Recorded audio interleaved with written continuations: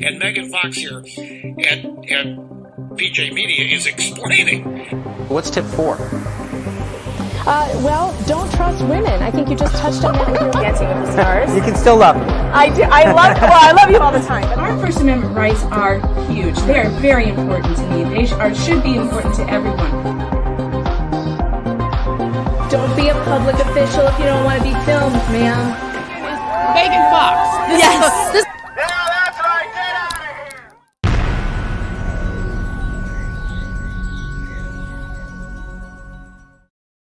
Good morning, everyone. I'm Megan Fox. I write with pjmedia.com. Is this microphone too loud? I really hate microphones sometimes. Okay, that's a little better. Good morning, everyone. Welcome to the program. I'm Megan Fox with pjmedia.com. You can find my articles there every day, and there are 2 really good new ones there for you to clickety-click on. Let's see. So get this. I spent some of my Rants for Pants money, and I went and bought myself some new clothes that fit me since the 25-pound weight loss. And it's fantastic to be back in clothes that actually fit. And also, so thank you very much for that. I appreciate it. But also, I had to go. Oh, and coming to the stream right now is Alvin Louis from Courage is a Habit, because we've got a show for you today. Alvin, thank you so much for being here. Thank you for having me. Always a pleasure to see you and be on your show. And I got to tell you, yesterday, oh, I love your t-shirt, by the way. You're wearing the green Oh, my OK Groomer. Okay, Yeah, Groomer. the OK Groomer t-shirt. Where did you get that? I'm sure we need to have that in the merch store. I've got it on the site. Yeah, it's one of these like Etsy type sites where they're, I need to make some so people can go to my merch store and buy it. You Right should. now in the You merch should. store, we It's a still have nice nod to James Lindsay, right? in the merch store we have Keep Calm and Sue Everyone t-shirts, I love which that. is I really probably love a good one for this for today. And also we've got the Bitch Switch t-shirts. Caution, Bitch Switch, flip it and find out. And that's what happens when these groomers are trying to take our kids and take their innocence away from them. It's gross and it's wrong. I got to tell you, one of the reasons I went shopping yesterday and I took the day off is because the election really bothered me because I live Mhm. in New York and I had to come to terms with the fact that I am going to be stuck under the tyrannical rule of Kathy Hochul for the next 4 years. And I Terrible. don't understand New Yorkers, Alvin. Apparently, they like high crime and they Homelessness. like homelessness and they love high food prices, all to own the cons. That's what it's about. Own the conservatives, own the Yep. Republicans, because New York, which was never in danger of losing abortion, by the way, and will Never. never be in danger of losing No. abortion, Just like California. Same thing. voted on abortion. This was an Yep. abortion referendum here, which makes no sense.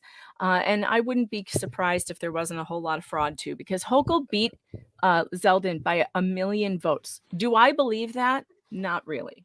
I Yeah. really Same thing in don't believe California. They just, it. it's not, there's nothing bad enough for them to go, maybe I shouldn't be voting for these tyrants. It's a one party Yeah, there's state. nothing too bad. Yeah. It's a one party state and they keep blaming other people. It's like, how can you blame other people? You're a one party state. Everything bad that happens in the last 20 years is because of this one party.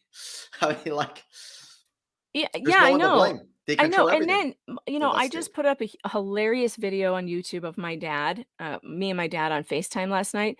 He called and I started recording because he was on a tear about the election. And I wanted people to see like where I get it from because Ah. my dad and I are like exactly the same. We're like twins. It's really funny. We look alike, talk alike. But anyway, he was even saying he lives in Scottsdale. And he's like, these people who are moving into Arizona, they move here from, I don't know, California, and then they vote like The they did same in way. California, and they're just destroying It's the same Arizona. thing. So They're like everything a that made virus. Arizona, it's terrible. But I think it's purposeful. I don't think these are stupid people. I think this is the left taking over. They're trying to take over red states. They don't want us to have a place to go, No, Alvin. they They don't. don't. I think I'm 50-50 on that. I think there are some purposeful plants for sure. And then there are some people who are straight up stupid because they've been brainwashed through academia. And I will say that there's a lot of states that they're changing not because of any transplants, because there's not enough of them to make the change. They're home growing their own California Mm, minded people. So it's like three things, right? It's the plants, right. And it's this the is what we're going to stupidity. talk about Yeah. today. This is Yes, that's part of home it is growing. So growing your own California yeah, in your red state is happening right now. And where is it happening? It's happening in the education system. It's happening through schooling. It's happening yeah. through the woke Mhm. indoctrination in our curriculums that parents are finally waking up to. But it's like, is it too late, Alvin? Is it too late? So let's get into what Why happened we're to here today. us on Twitter the other day. Now, which link do I click on first? The top one? Uh well, let's set the stage here first, All and right, go then ahead. we'll click on the top, the first one I sent you, because that's the video. Okay. So let me just set the stage here, and let me just say, I know on Twitter sometimes you get into it, and it's kind of your personality and things is sometimes hard to come across.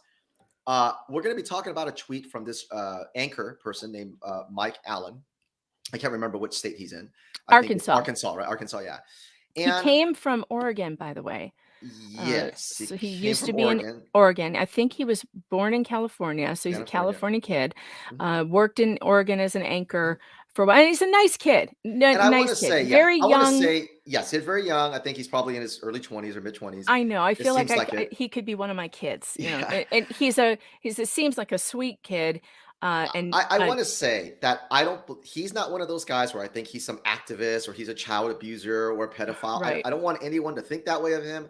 I know he's not that way. I don't know him, but obviously I don't know him, but I He don't seems believe sincere. he seems sincere, I asked him to DM me. He still hasn't because and I it's want to okay. send him a link to the show. Yeah. I have invited him. I told him we were going to be doing this and I You told did. him and he said he wanted the invitation, but he didn't give me a DM. Yeah. So I don't know how to get it to him. But I And have asked him publicly on Twitter, please DM me so I can invite you. I would love to talk to Mike. I would love to have him on right now. I think he thinks that we are going to sandbag him, that we're going to pile up on him when really we just wanted to have a conversation with him. So why don't you talk about what yeah. happened there? Yeah, so I just want to be very clear is I don't think this guy is like, we deal with a lot of child abusers, some purposeful child abusers who really want this stuff in the schools. I don't believe he's one of them. Right. However, the reason why we're taking time to break down what he's doing is because he's a great example of a young person that's been brainwashed to carry water for the child abusers and the activists.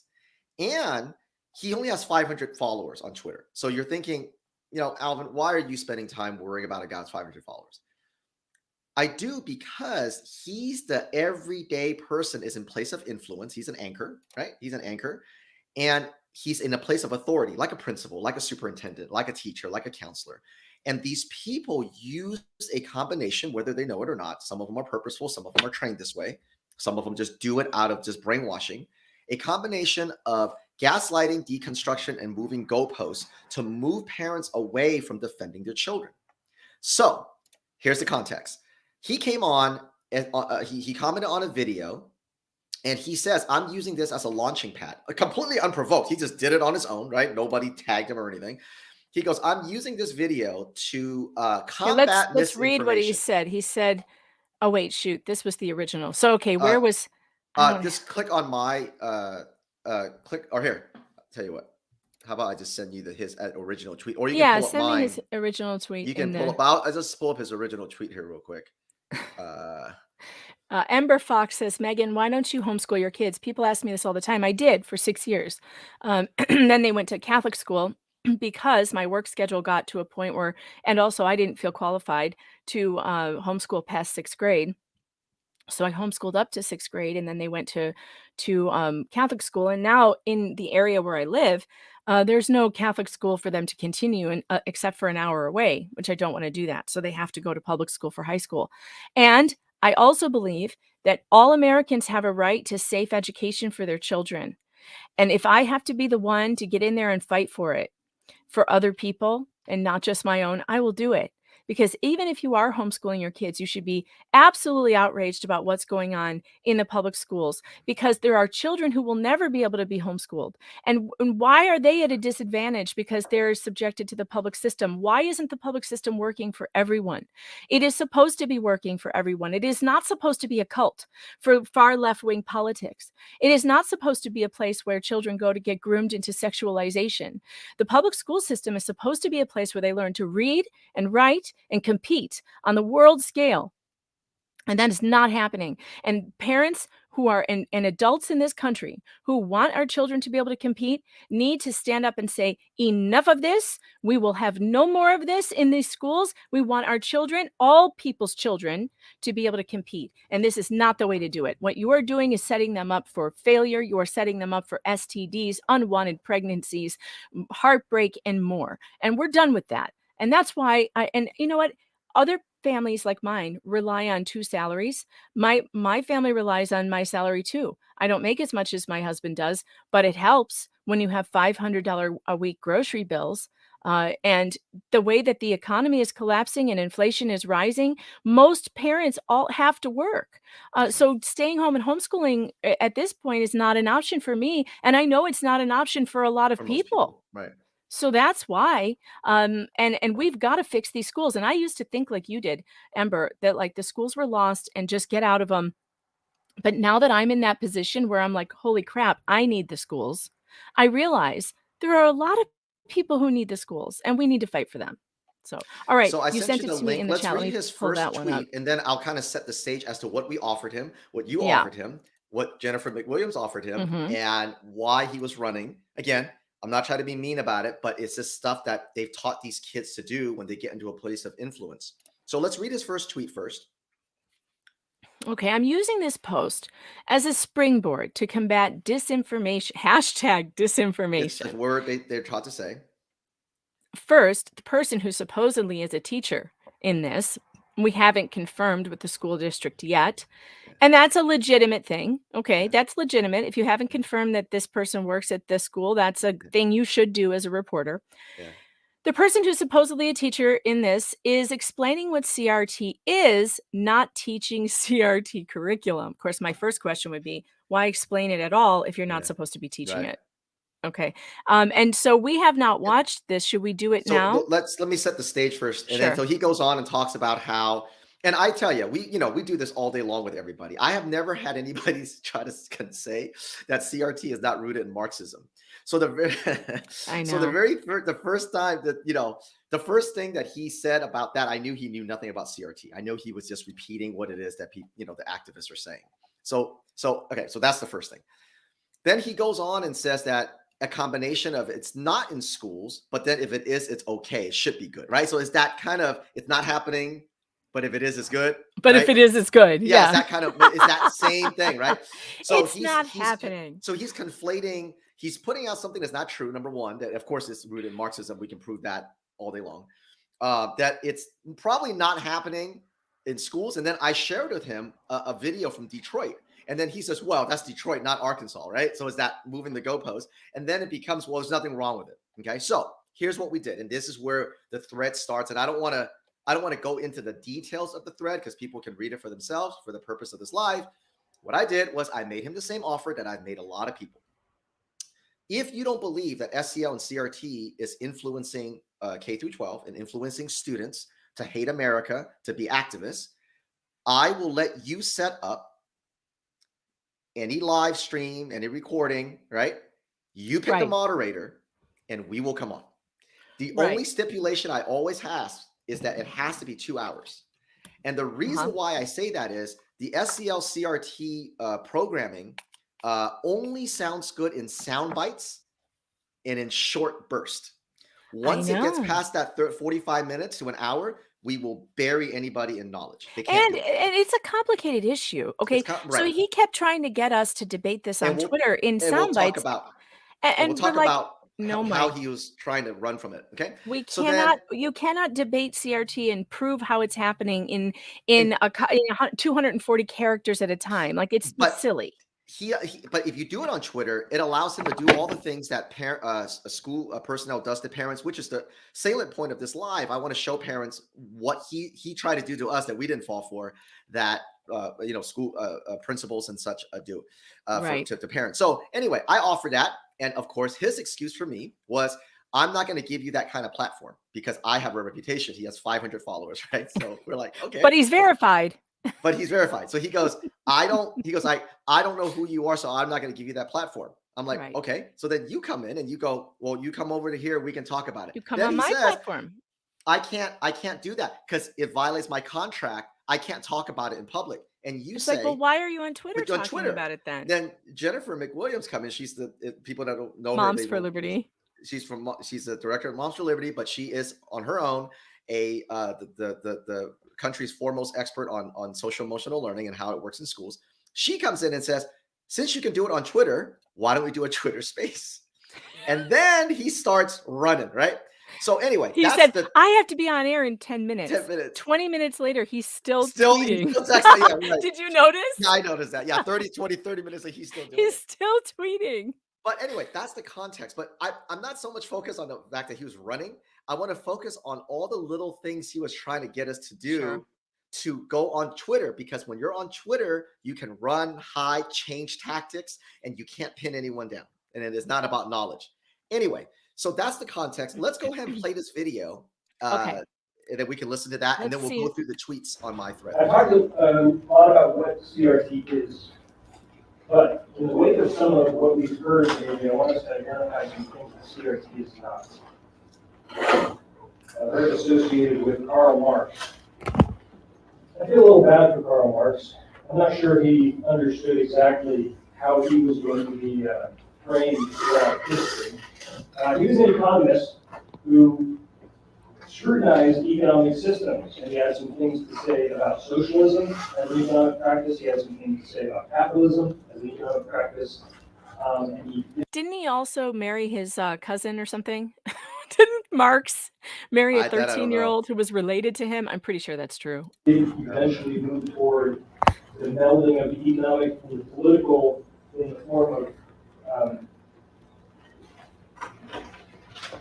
what is the word? Communism, thank you. I didn't know the word for it. But a lot of times in education and in politics, Marxist becomes a phrase, a label that we try and pin on things in order to make them anti-American, like the worst, right? you believe in the devil, there it is. But it's important to understand that critical race theory has very, very little anything to do with Marxism. But I want you to be aware of what critical race theory is so that you do not become a victim of kind of weaponization of this phrase or this topic. Okay, just right there, he's teaching CRT. Yeah. He's teaching it right there. He's teaching them he's telling them it's not bad for you to learn this. You actually should learn this. That right there he's doing that. I So mean, can I say against this? the law, against parents' Yeah. wishes. Mhm. But let me just say, and this is an example I've given on your show several times, but I want to give it here for people listening. This is like me saying K through 12 is teaching a class on Buddhism. That's different. That's what people are saying. We're not teaching Buddhism. We're not teaching a class on it. It's not in the curriculum. But that's not what's happening in K through 12, okay? In all the Mhm. states. They are turning K through 12 into a Buddhist temple. Mhm. That's a very different than teaching a course. What this guy is doing isn't teaching a course. He's not teaching what critical race theory is. This guy is influencing children to believe critical race theory as a statement of fact. Just like if you walked into a Buddhist temple, you're not learning what Buddhism is. You're learning to practice and live your life like a Buddhist. Yes. So these kids, when they grow up, they are not going to just have an intellectual idea of critical race theory. They will adopt it and believe it and look at America through the lens of a critical race theorist. Okay, so And that's the also, important the point. thing that it has to do with Marxism, by the way, what it has to do with Marxism is that Marxism, by definition, Mhm. infiltrates everything just like that. So that creating of the temple, the Mhm. creating of it, that's a Marxist tactic to push all these ideas into every facet of life. Okay, That's that's right. that's Mhm. how it relates to Marxism. You It's and a the way of and being. the It's a way of life. intersectionality of it all, like Yep. the of the victim groups. And if you guys have read Marx or studied Marx, you know that most of it is about these victim groups, right? Mhm. Mhm. The proletariat and Uh-huh. you can insert LGBTQ for Yep. proletariat. You can It just insert puts right in there. Yep. black, African American struggle right there. You can racism, anything you can It's just a fit right in. modular. You can, yeah. It's just a guide of how Mhm. to change a society Mhm. through From the from inside. the inside out, Mhm. like all those, like your little, like your octopus drawing that you Oh, have with right. the arms and Yeah. everything. Yeah. That's the Marxism. Okay. Right. No, they're not teaching Marx through CRT. They're using that type of infiltration, the Mhm. Marxist model, to push this through. To And it all has impressionable the same, children. and it all has the Yeah. same goal. All right, let's watch the rest. Yeah. Critical Let's race watch. theory has been around for almost 50 years. It's been around longer than They've done that. a lot of work in our justice system. I think it's in the last few years that critical race theory has become something sort of objectionable. Okay? So whether you object to it or not, I think it's important to have an idea of what it is, right? A clear idea of what does this lens, what kind of conversations does it lead us into, and how can it be useful to help us become a better society. There's the influence right there. As opposed to how can Okay, Just so pause that for a second. he's He telling says, them how, it's going to remember, be see? Influence, see? yeah. Okay, It's so going to be this is, useful okay, to society. It society. will benefit. It will You see, benefit society. now, how can, if a parent says you're teaching CRT, this guy will say, show it to me in a curriculum. Show it to me in a curriculum. You see, this is what parents, that Jennifer always says when she speaks about this is what parents cannot get their arms around.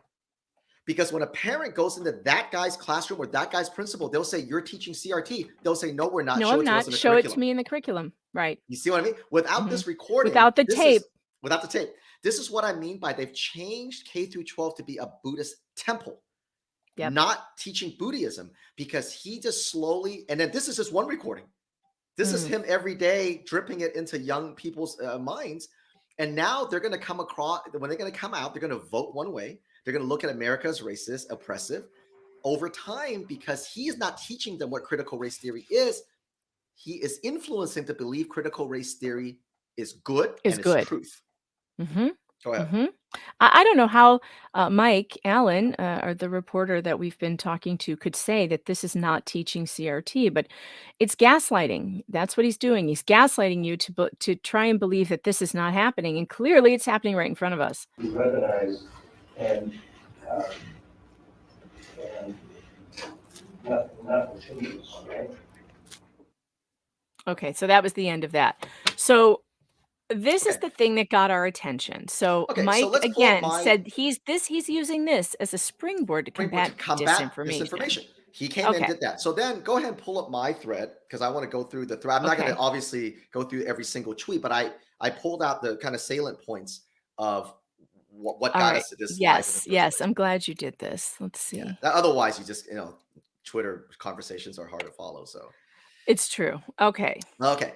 So I set the tone, right? So if you pull up, let's go ahead and just go down the thread there. And the first thread was you can see that I came in and I offered him Yeah, what is let's it? look at your tweet at this tweet. So that was the one, That and was then you the yeah, responded, or he said, second, yeah. CRT was developed as a law course at Harvard. It has no roots in Marxism. I already explained to you how that works. This is And the not it was only not just developed as a law course at Harvard, came out from it has but anyway, and yeah. and the only sources that claim to have evidence that links the two have been discredited. Which is also not true. I don't know how you don't he's just see. like talking shit. None of this is true. That's why I said if he gets on a live with us, we just break all this stuff down. Well, right? let me We check my can just- messages. Did he Yeah. he has not responded yet. Yeah, Nope. it's okay. No. Nope, not responded. All right. So he said, ironically, the 1776 Project Pack actually is pinning the phrase onto CRT to make it seem un-American. It's Now, not he stupid. also said that the only sources that claim to have evidence that links the two have been discredited, but he That's not doesn't true. link those sources. That's one of the he just throws something out, assuming So what parents wouldn't know. sources? That's what I'm saying. This is one of these things that they just throw out without really, talking about any specifics. And obviously, we can come up with a bunch of stuff that links. And now, not in my thread, but in another thread, another Twitter account actually gave him evidence. And just like that's why we didn't fall for it. He just started moving the goalpost. And I'll talk about that later when we get through this. He said, third, quoting the idea that CRT could help society isn't the gotcha 1776 Project Pack thinks it is. I think it is. The purpose of CRT is to shed light on the societal barriers much of our population faces with well, this is coming from a biased point of view. This is a biased point of view. I mean, he has a positive point of view of CRT. I don't. Yeah. You don't. We No. think that it's No. harmful to society. No, much of the population is not facing any of these things. In fact, Yeah. immigrants that come here are the most successful people on the face of the planet.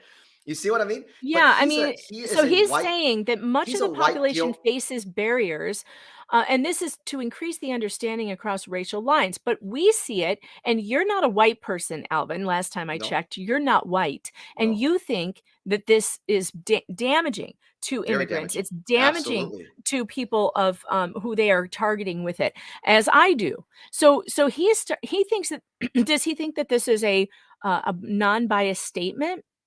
Saying the purpose of CRT is to shed light on the societal barriers much of our population faces with the idea of increasing understanding across racial lines.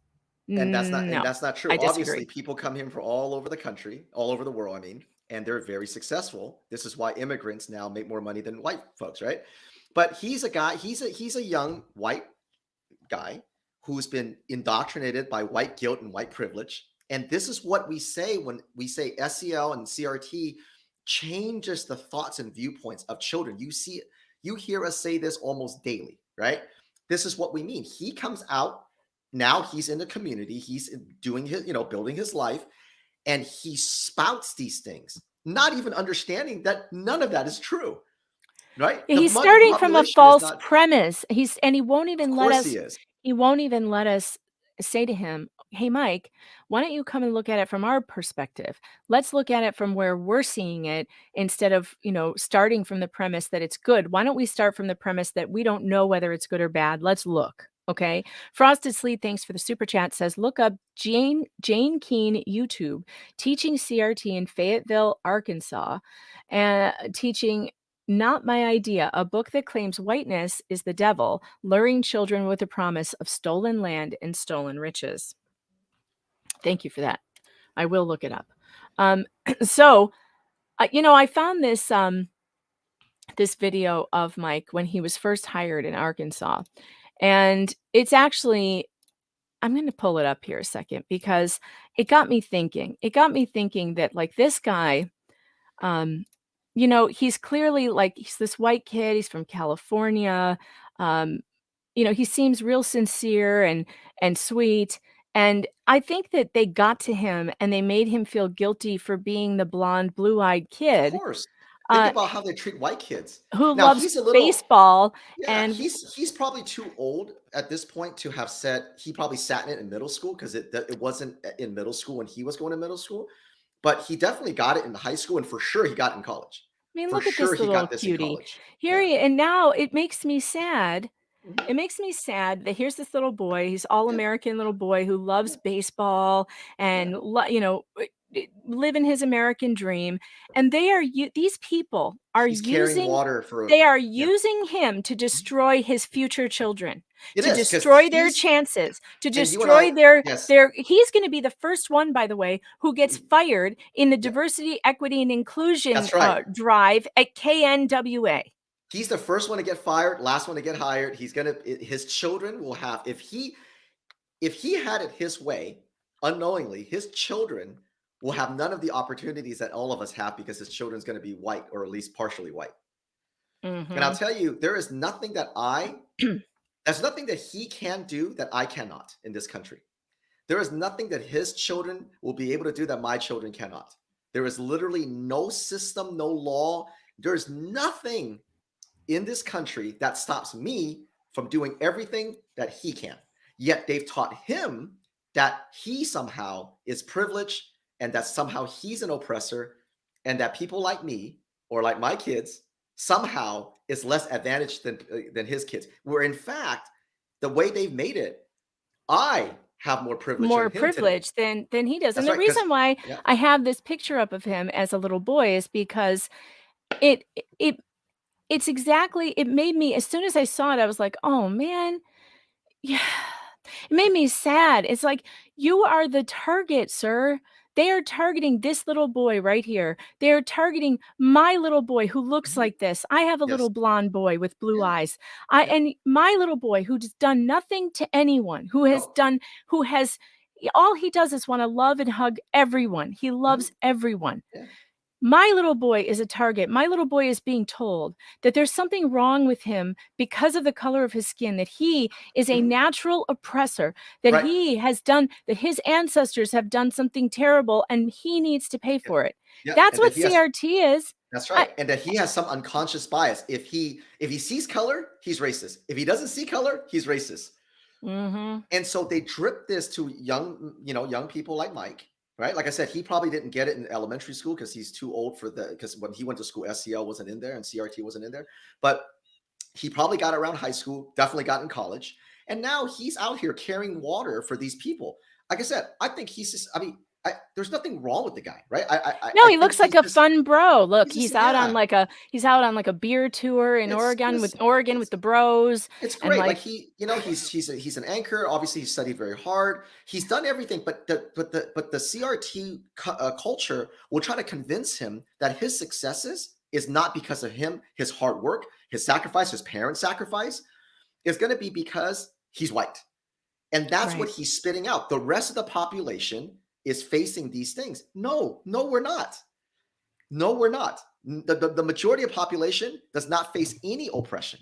This is America. There's nothing that he can do that I cannot. But they've Right. taught him this, right? And now he's probably in his 20s, it looks like, right? Yeah, But it's he's even, very young, yeah, but he only got it at the tail end of his education, right? probably.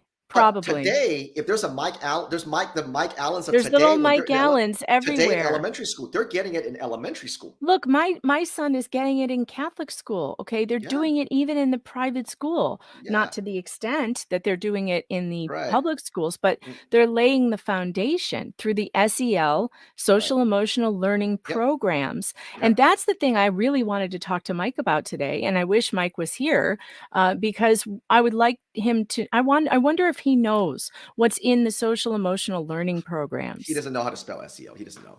So let's go back to the tweet here, and I'll Okay. kind of set the context. And I want to the salient point of today was to teach parents what he's tried to do to us, what the school personnel does to parents and to kids. Okay. All right. So what So he goes through that. That's fine. So go ahead and go to the next tweet. Then here is where he goes, oh, there it is. Your stance is CRTs leading kids to hate America is a scare tactic. So he goes right to that word that they're taught to say. If they're facing something, it's either disinformation, misinformation, or it's a scare tactic. So he goes, it's a slippery slope. So I go, okay, that's fine. How about then I just offer you right? So then if you go to the next one, the next thread. This is it. We then offered this to Mike Allen News. Yeah, right. His choice of platform, he chooses his own moderator or he picks the time. And this is where he starts running. Yeah. So I say, here you go. I'm going to, I go, nice try with the gaslighting. Doesn't work with me. Doesn't work with us. So we're going to make you an offer. You pick the live stream. You choose the moderator. I got a typo in there. You choose the moderator. We'll come on and discuss. And then you can see the next couple of, how CRT have systematically changed the culture of schools to create Marxist revolutionaries out of students to hate America. We just have one stipulation. Live stream must be at least 2 hours. SEL CRT only sounds good in gaslighting sound bites. Yep. I always say this to everybody. I make this offer. And by the way, nobody's ever taken us up on it. I wonder why.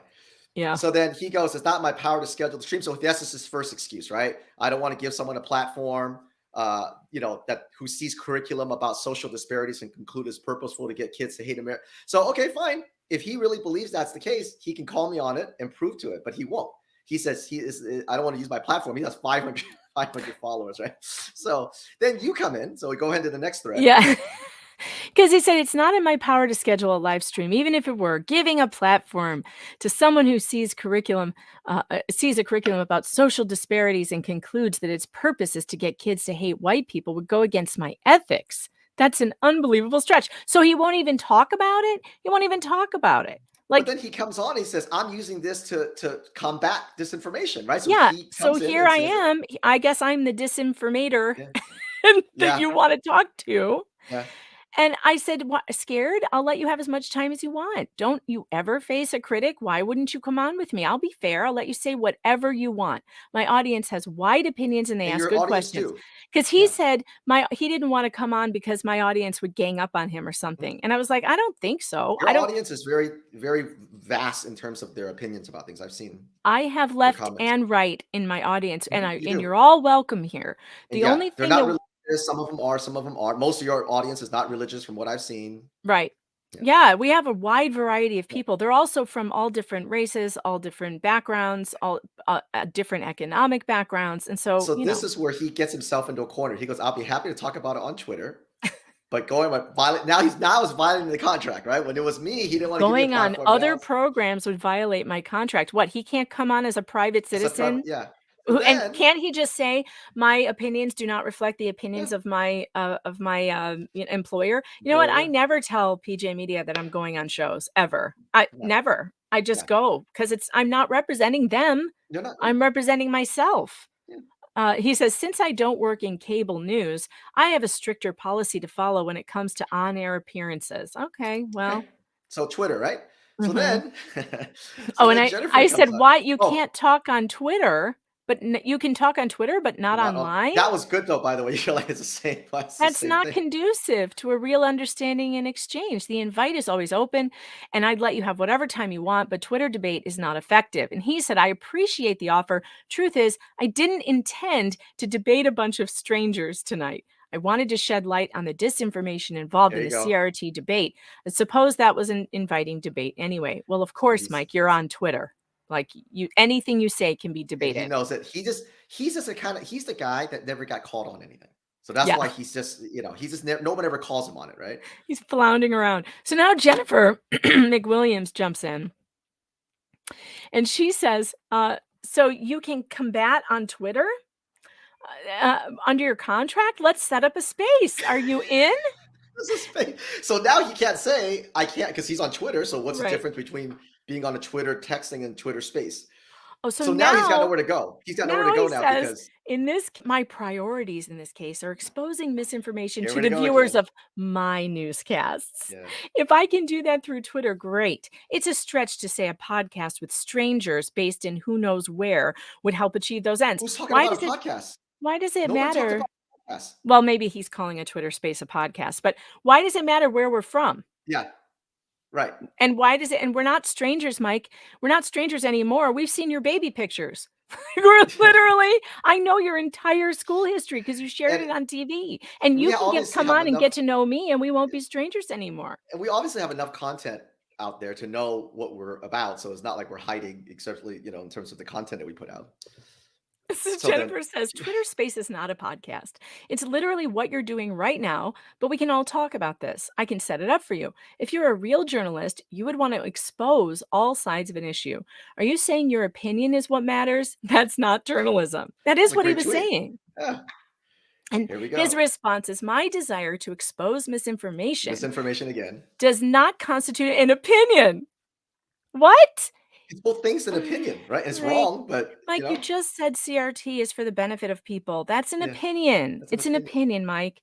And you went to college. You went to some good colleges. I think he said he studied at Oxford for a little bit. You should know the difference between an opinion and a fact, and something that is as controversial as critical race theory, with opinions on both sides. One side says it's helpful and desirable. The other side says it's damaging and harmful. So you taking the side over here, that's not a fact. That's an opinion, sir. And he said, it should be an ideal of every journalist, if you ask me. I know the tactics some CRT opponents use. So far, I've seen them all on Twitter today. At this point, I doubt anything would be different on a recording. Well, you'll never find out if you don't try. All right. So here's what I want to point out, and I'm going to start this. Okay. This is where I want to start to tell parents about. Okay. Yes. So let me give you an example. It's called it's actually a great example from Local Distance. If you guys aren't following him, he's on Twitter. Smart man. I've met him. This guy is just one of the smartest guys. I'm going to give you an example from him. Okay. This is what deconstruction looks like. So Megan, if I ask you, do you know what a pile of leaves is? Yes, I do, Alvin. You do. Okay. And if you went and asked 1,000 people, what's a pile of leaves? Do you think you'll find someone that goes, no, I don't know what a pile of leaves is? No. Okay. So tell me, what's a pile of leaves? It's when the leaves are all piled up on top of one another, usually when you're raking in the fall. Sometimes the children jump into them. Okay, great. What constitute a pile of leaves? More than a few in the same area. More than a few. A What's a few? pile. Is it 100? What's a few? 50? 10? I'd say like 100. Like 100. So if it's 99, it's not a pile. It could be. How about 98? Yeah, it could be. Okay. All right. How about Technically, 3 could be a pile. So, okay, in your position, 3 is a pile. Okay. So then what happens if it's 3? What happens if it's 3 Okay. leaves on top of each other, but there's 5 leaves next to it that's kind of touching it, but not on top? Is that a pile? Maybe. What if there's 3 leaves not on top of each other, but they're laying and touching each other, but not on top? Is that a pile? Oh, this is getting complicated. There you go. So let me tell, and this is the genius of okay. So now Rash we've says taken more than one. more than one. Okay, so more than one's a pile. So 2 on top of each other is a pile. Now, let me just tell you, if I did this to 1,000 people in a room, now I've taken something that literally in the history of mankind since the caveman days, No one nobody has would questioned. disagree what a pile of leaves is, right? Right. That's not a conversation that anybody cares to have because everybody knows what a pile of leaves is, right? Yeah. But this is called language contamination. It's what I call language contamination. What someone like Wokel, who knows the history better, is called deconstruction. Okay. This is a very important point that I want all your listeners and all parents to understand. When you do language contamination or deconstruction, you're taking things that we all know to be true. We all understand the meaning of it. And Mhm. you're breaking it down and making people question what do they really understand it. So if I did this to 1,000 people, they're going to go off now. Some people will think it's 100, some people think it's 50, some people think it's 3. I've now done language contamination on a pile of leaves. And it's made people confused. Now they can't pin anybody down. And no one can agree. No on one wh- can agree. And when you do that, that's when you create all this space for things like Marxism, communism, this indoctrination for kids. You start creating spaces. So now when parents come in and go, that's porn, they go, what's porn? Yeah. Is this obscene? Well, what's really That's obscene? what librarians do. They What's say, obscene? Well, is it obscene? Is it really Do you know obscene? that- What is obscene? If do you you show know- the blowjob, but you don't really show the mouth, is it obscene? do you know what they do? The librarians. What? Their founder of the Office for Intellectual Freedom, her name was Judith Krug. Okay. She actually made the argument that because only the Supreme Court can define, or law enforcement can define, what is child porn, that librarians are not trained like judges or police officers. And so librarians cannot decide what is child porn. And because of that, they cannot ever identify it. And so if you are watching it at a library, a librarian is not allowed to do anything about it because she can't define what child porn is. Yes, I saw They that. literally did that. Yeah. And so you see what I mean? That's this deconstruction.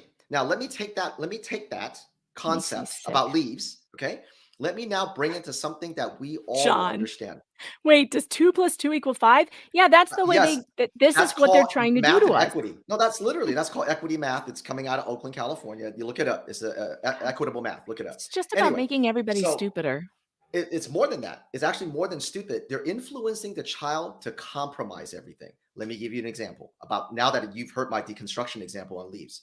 Mhm. Let's say that, Megan, you traveling to a country where you really don't know the language. You're just kind of studying it, but you don't really know. Like you just barely can ask about like where the bathroom is or where can I go to the next train stop. So if you go into a country, let's say you have to use the restroom and you're trying to ask them where the restroom is. They're going to tell you, but let's say you don't quite understand which direction. You're going to start pointing. They're going to start pointing, right? So then you go to the general direction of where they're asking you to go. Okay, so you're going to go. But then when you get there, you're like, oh man, I still don't know. So you ask somebody else. Then someone else points you to another direction. And then you go, but you don't really understand the language. They don't understand you. You don't understand them. They're trying to help you, but right? Yeah. So let's say you're doing this for 30 minutes, 45 minutes.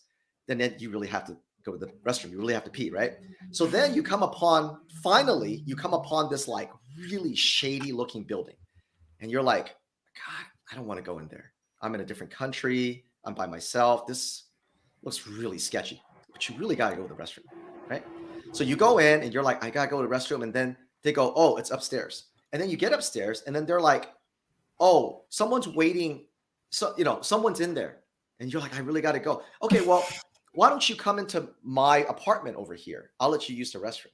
And you're like, my God, the strangers asked me to come to the apartment, right? Yeah. You may want to go, but if you have to go to the restroom, you're going to go, God, I'm just going to try to go in real fast, get my mace on me. I'm going to this strange guy's apartment. But you see what happened? Why would you find yourself going to a strange guy's apartment in a different country that you don't know to use the restroom of all things, right? So vulnerable. Because it all started because you didn't understand the language. The language. Yeah. And you start to compromise. And they've been doing this forever with changing the language. It's And happening that's what all they do over to the kids. place. That's what they do to kids when they're bringing in the social emotional learning, right? And the critical And race look, pedagogy. the perfect example of this, of how dangerous this is, Alvin, is that they're teaching girls especially to Yes. not listen to that voice, that instinctual voice yes. inside that says, I'm in danger. Yes. This is not safe. They're Yes. teaching them to ignore that voice Yeah. and ignore thousands of years of human development Especially for women, yes. and instincts that women have that tell them when they're not safe. And this is going to lead to disaster. It's going to lead to more. It The has. transgender stuff has It has already led to more raping, Rapes more in the bath. rapes, men in women's rape shelters, Pedophilia. raping women, boys raping women in the girls in the girls' room in schools. That boy in Loudoun County raped 2 girls in 2 different schools by wearing a skirt to get into a bathroom. That's what this stuff is bringing us. And this is why, Mike Allen, Mike, we have the opposite opinion of CRT and SEL and all of this stuff, because it leads to danger for people. Okay. Yes. It does not help society. It actually creates tension between races. It creates hatred. It creates the thing you say that this thing is supposed to combat. No, it doesn't. It just leaves another group of people feeling disenfranchised. You are disenfranchising another group of people based on their skin color in order to make this other group of people that you said was disenfranchised feel better. You know, there was a movie about this. It starred John Travolta. Do you remember this movie where they switched the races and it was white people who were the minority and the That's right. Yeah. and I really think that's their goal. It isn't equality, it's retribution. It's payback, it's revenge. And this is something you can't take revenge out on little blonde boys who have nothing to do with any of this. What about the little boys and the little girls who are white, who grow up in trailer parks in the poorest areas of this country? What about the little boys and girls in Appalachia? Are they responsible?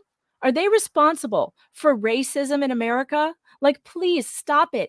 What we have really, Alvin, is a problem with economic status. That's where the underprivileged are. Okay, people who are living below a certain economic level are the ones who are underprivileged. But even then, they weaponize that too. They'll say CRT explains why people are that way instead of looking at the But families. it ignores white people who are living in poverty. It Completely ignores them. I mean, look what happened to that guy who made the movie about growing up in Appalachia. Wasn't it Appalachia? The guy. It was recent. It was on HBO. It had, or maybe it was Netflix. It had what's her name? Very, very famous movie star. She played the grandma who raised him. Oh, come on. It was, what is it? It's so good. Not Meryl Streep, the other one, who's her age. You don't know the one I'm talking about? He ran for something recently too. And they all turned on him. They all turned up. What was it called? You guys in the chat, you know what I'm talking about. The one where it's about the kid who becomes a lawyer eventually, and he pulls himself out of poverty. It's this white family that's been living in poverty forever. Star K just sent a Rumble rant. I have to read it because it's a Rumble rant. If I get kicked off YouTube for this, it's your fault, Star K. He says, "What is a pile of cigs? A bunch of fags." In the English sense. In the English sense, yes. If whatever YouTube, whatever YouTube monitor is listening, that we're talking about cigarettes. So I want to show that this is a very often used tactic to get parents off the trail. Now, let's go back now that I've kind of given you 2 examples of how they, use deconstruction, how Hillbilly they get Elegy, to compromise. Glenn Close, thank you. Hillbilly Elegy. And Hillbilly Elegy is a terrific movie. So absolutely terrific. This is called starting a new thread. Okay. This is called starting a new thread, moving the goalpost, whatever you want to call it. Now, he knows he's screwed, right? Because he gave me an excuse, gave you an excuse. He said, I can do it on Twitter. Jennifer said, let's do a space. Now he's got nowhere to go. So this is what he started. Go ahead and open that. Okay. He started introducing, or actually this is, you know what? It's really not even called gaslighting. This is a wrong term. It's really called creating a straw man. Mm-hmm. Creating straw man means he comes up with something that nobody said to try to pull people in to discussing another topic. So he creates a straw man so that it takes us off of trying to pin him to do a actually take part in a debate.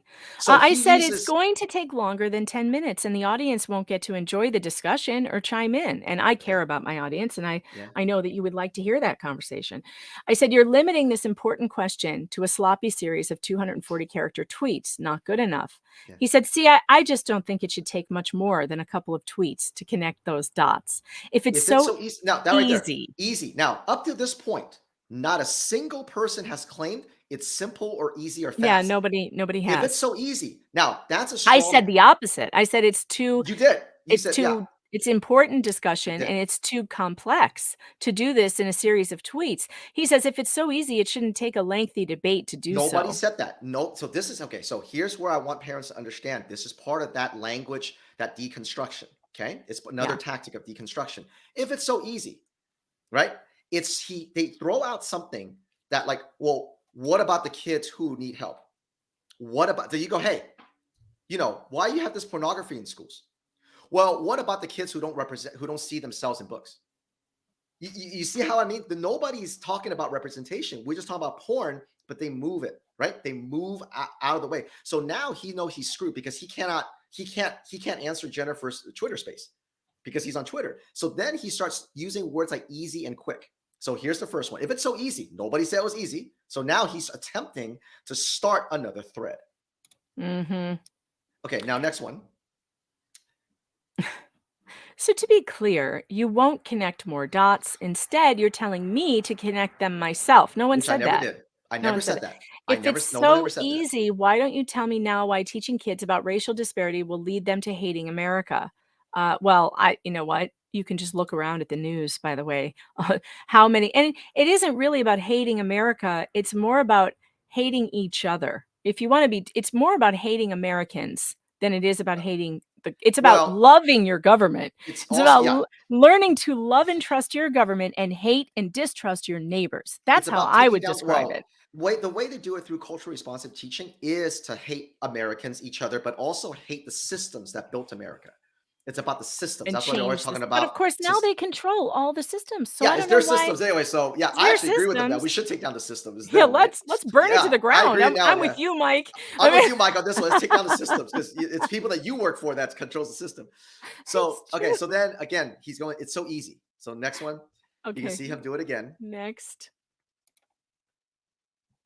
I hear what you're saying, Megan, but really all I want to know is how folks I've been interacting with tonight are drawing a straight line between teaching kids that racial disparities exist and CRT is teaching kids to hate America. Could you do that quick for Quick. me? So here's now you guys, most of your listeners should be familiar with this. It's called a Mott and Bailey, right? It's that idea where you go, you say, oh, is this about teaching racial disparities? Oh, is this about learning real history? Oh, is this about gender affirming care? Those are the words they put in the front. But once people go, oh, is that all? Thank you. And when they turn around, they go back. They go back to what they're really doing. And then the moment you go, hey, what's all this porn? Hey, why are you treating my Why white is there boy? porn in the And then you book? go, oh no, we're just representing. We're just making sure people get represented. Hey, why are you separating white kids in school? Why are you making Why did you white take kids? a big bus full of black kids on a field trip and left the white kids at school? The little ones, they were second graders. You Oh, left 7-year-olds back at school we're because just they were trying to, white. yeah, we're just trying to represent all kids. We just try to make Jesus. marginalized people feel better. You see I- what I mean? So his racial disparity, that's not what CRT is about. That's the marketing of it, of in K through 12. So you see how he went from running to try to introduce things like it's quick, it's easy. Why didn't you do it? Why didn't you do it? And so what we didn't do, that most parents, we didn't fall for it because obviously we do this all day long. We did not start that and let him bait us into showing him all this evidence. Because if we did, you know what he would have done? He would have moved the goalpost. We would have said, here's how CRT's Marxist, here's what it's teaching kids. And he'll go, can you prove it to me? It's in the curriculum. And he did that. And he did that to an account called, who's a great account, by the way. It's called Parents Against Racism. Parents Against Racism is a great account. They really share a lot of really kind of technical stuff. I wonder if I'm And they tried following to, them. I should and they check. tried to engage him in the same thing. They fell for it. They started sharing all this knowledge. And every tweet after that was just moving the goalpost. Can you show it to me in a curriculum? Can you show it to me here? Is it in Arkansas? How is it this? How is it that? Then they become this like judge, right? They're the ones who he threw out something that was false. We called him out on it. He can't answer it. So he starts these other threads to bait us into answering. So the thing I wanted to kind of focus on today is for parents, when you go in and talk to your principal or your superintendent or your teachers, school counselors, and you have something, do not let them off the corner. Don't let them do what he's doing about, well, if it's so easy, or what about it's just racial disparity. Don't let them bait you and draw you into another thing. Stick to what it is that you came to the office to talk to them about. Make them own up to it. Just like we didn't let Mike get off of it. We just kept going, hey, come on the show and talk then. Set up a live then. Why are you running? Oh, if it's so easy, why don't you? If it's so easy, hey, this And is your again, chance. and then look at the way that they do this and they refuse to debate. They then get to continue to say that we have not proven anything, even It's a straw though man. they don't come here and talk to us about it. He's not And looking for I it. mean, He's Alvin, just, at courageisahabit.org, you have solid proof that these things are creating hatred, that they are creating division, that they are in schools and they're not in course. curriculum. We agree with Right. Mike. They're not Right. in the curriculum. They're in the That's right. SEL, social emotional learning programs that are being Programs. that are being implemented by the school counselors of all things. Mhm. The American School Counselors Association is training their teachers on all of this And we have CRT, all the queer evidence in there. theory, and they're pushing it through their SEL programming, which is not in the curriculum. It is not there. Now, you can opt your kid out of the SEL stuff. I've done it. My kid doesn't go to any of their circle time, circle jerks or whatever the hell is going on with the SEL stuff. And they really push it hard in middle school, by the way. They pretty much leave the high schoolers alone that I've seen. Where they, at least in our school, but where they really get to them is during middle school. That 6th, 7th, 8th grade is the time that they know they have to get them there, because that's where they're most impressionable. It's where they're least able to stand up and say, this makes me feel uncomfortable. They don't stand up to adults very well. Once they get to high school, the kids are feeling a little more rebellious, and so they'll be like, this is garbage and I don't want to do it.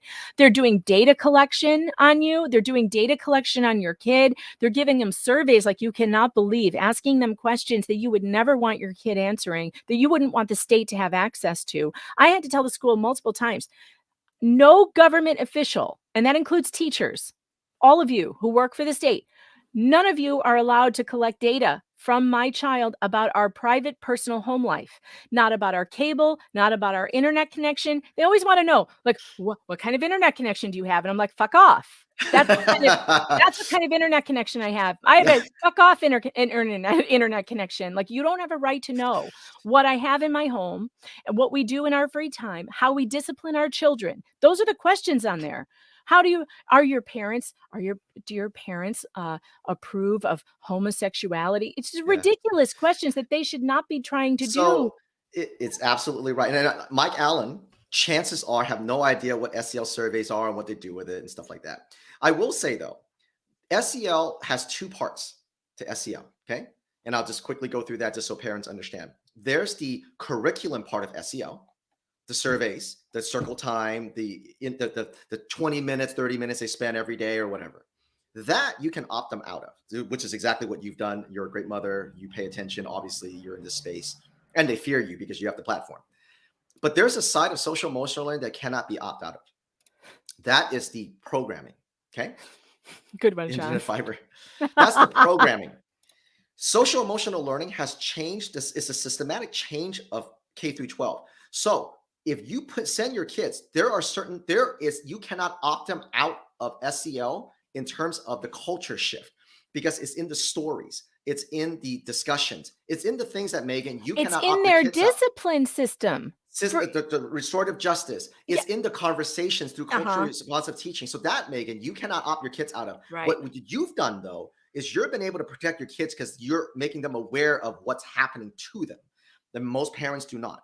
In high school, it's less. When you say it's not happening, happens less. It's less. It's not less. It's not less at all. You don't see it because by the time they get to high school, they're now ready to make them into full-fledged activists.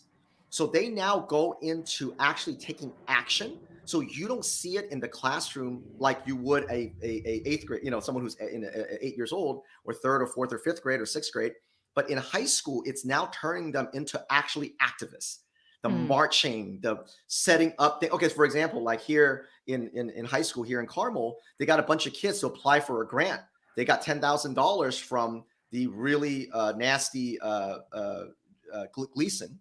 And now they're going to use that $10,000 to put out more transgender events in this high school in Carmel. So you see, you don't need to see social emotional learning anymore, because by high school, they're done with the actual brainwashing. Now they're in the actual activism.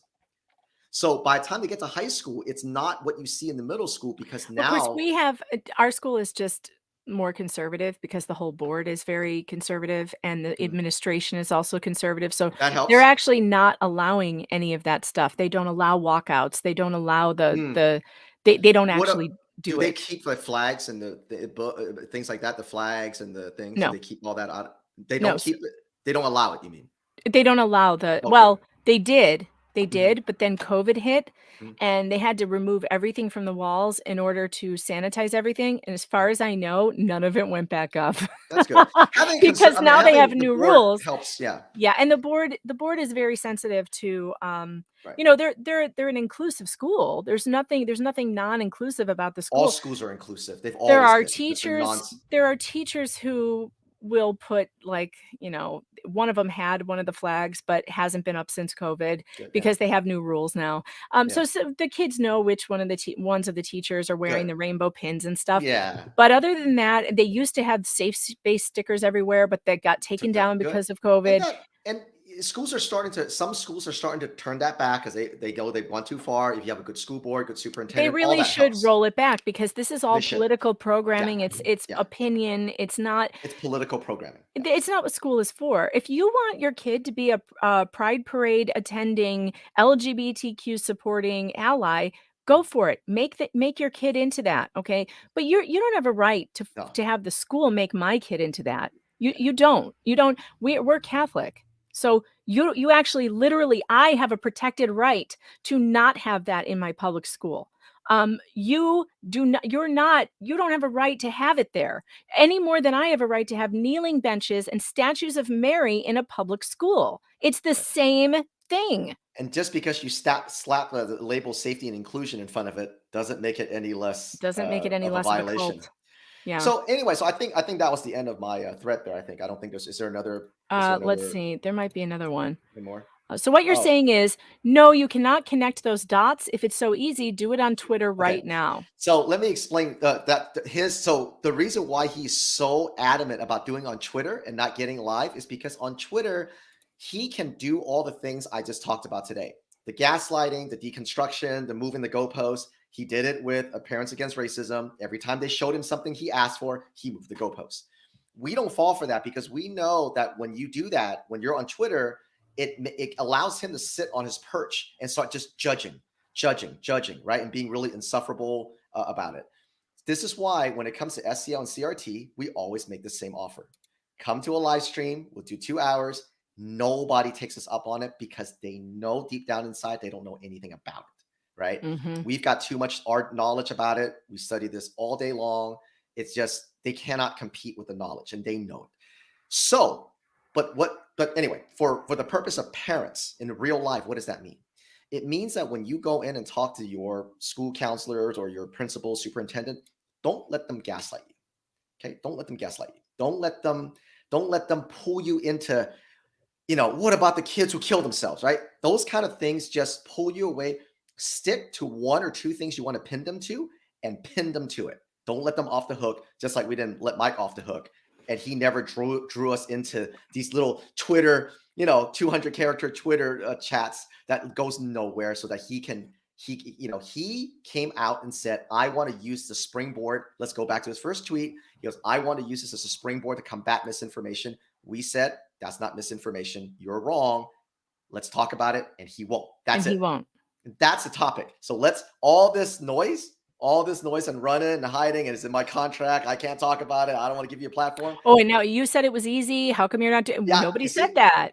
All noise. It's not easy, and it's by design not easy. It's by Let's talk design about not that. easy. Let's talk about that. Yes. Let's Yes. pull up the absolute puzzle that the SEL. There are people in the chat who are asking, "What is SEL?" Do you have time? I Do you have do. time for this? I do. All right, let's do it. Let's get over to your. Where do I go on your website to find the octopus? Because I think that's what we want, right? Sure. We have a couple of angles to take it, but go ahead and go to courageasahabit.org. While you're pulling that up, I'll give everybody just a quick 1 minute overview of social emotional learning. Social emotional learning is a Trojan horse program disguised as mental health. It is at this point probably in 95% of school districts. So your school is doing it. Yes, your school is They're doing all it. doing it, including They're all doing the it, private schools are doing it too. including private school. Okay. Yep, they're doing it. Social emotional learning is essentially a new age program that was developed out of the Fetzer Institute. Today, social emotional learning is driven by one company. It's called CASEL, CASEL. Okay, that's the academics, not that important. It's a radical, super radical, critical race theory infused company, but that's the academics. What's important to you as parents, if you're asking what social emotional learning is, it comes in disguised as mental health, and it surveys your children in class by collecting data on your kids. And it takes the data and manipulates it through the lens of a critical race theorist. And it comes back to the schools and says, your school is oppressive. Your school does not represent all children. You need more social emotional learning. It's very expensive. Your school spends millions of dollars on it, at least hundreds of thousands of dollars, if not millions of dollars at this point. They also claim that it's like the anti-bullying programs. So it sometimes comes under the name It's of anti-bullying. bullying. It manages emotion, teaches how to get along. And it sounds really good. They even sounds had me good. going. They had me going. I was like, oh, that's fine. Yeah, sure. When they so- announced it at the Catholic school, I was like, oh, sure. Teaching little ones how to get along with one another. That's a great thing to do. Oh, So God. it claims to teach the things that we all have taught our children, and we've been taught when we were children for free forever. Mhm. But they claim that, parents don't know how to do it, so we got to do it. We have to do. We do it better. Better. But what it really does is that it opens up a self-fulfilling prophecy to be able to insert all things that are a political social contagion, be it critical race theory, be it LGBT trans indoctrination, all the pornography, anything that you guys as parents are dealing with came into the school through social emotional learning, because they do not they use the terms that you think means what classically, like the leaves, what you think it means, but they don't mean it the same way, but they know you don't know that. I'll give you an example. One of the things about one of their core tenets of social emotional learning out of CASEL is responsible decision making. Who doesn't want their kids to learn responsible decision making? But how you define responsible decision making is different than them. To social emotional learning programs, responsible decision making means that if you're a white child, they will brainwash this child for 12 years so that when the child becomes a voting age and he's white, his responsible decision making is to vote for things like reparations. Is to be like Mike Allen, to go around telling everybody. To be like Mike. To be like Mike Allen, to say the country is oppressed, except me, I'm white, is to influence. And that it's the only acceptable way to be a white person is to be on the be an side ally and all those things. of this radical far left ideology. That's what this is about. So to Mike Allen, he is being responsible. He is making responsible decision makings. He is don't be like Mike. He is being empathetic. You see what I mean? So social emotional learning is a Trojan horse program disguised as mental health. Parents turn their head and go, of course we want to teach these kids. And now let me just wrap this up here. Social emotional learning is a near $4 billion industry. $4 billion. It does not cost $4 billion to teach children the golden rule. If you're spending $4 billion, you're not teaching empathy, you're building an army. And that's what they're doing. Now, and go ahead and go down to go down a little further. Go down to what about the kids? And we'll use this as a kind of the benchmark here to talk about. So people, one of the most common, maybe the most common thing people say is that, well, social emotional learning help kids. What about the kids who need help? What about the kids who need help?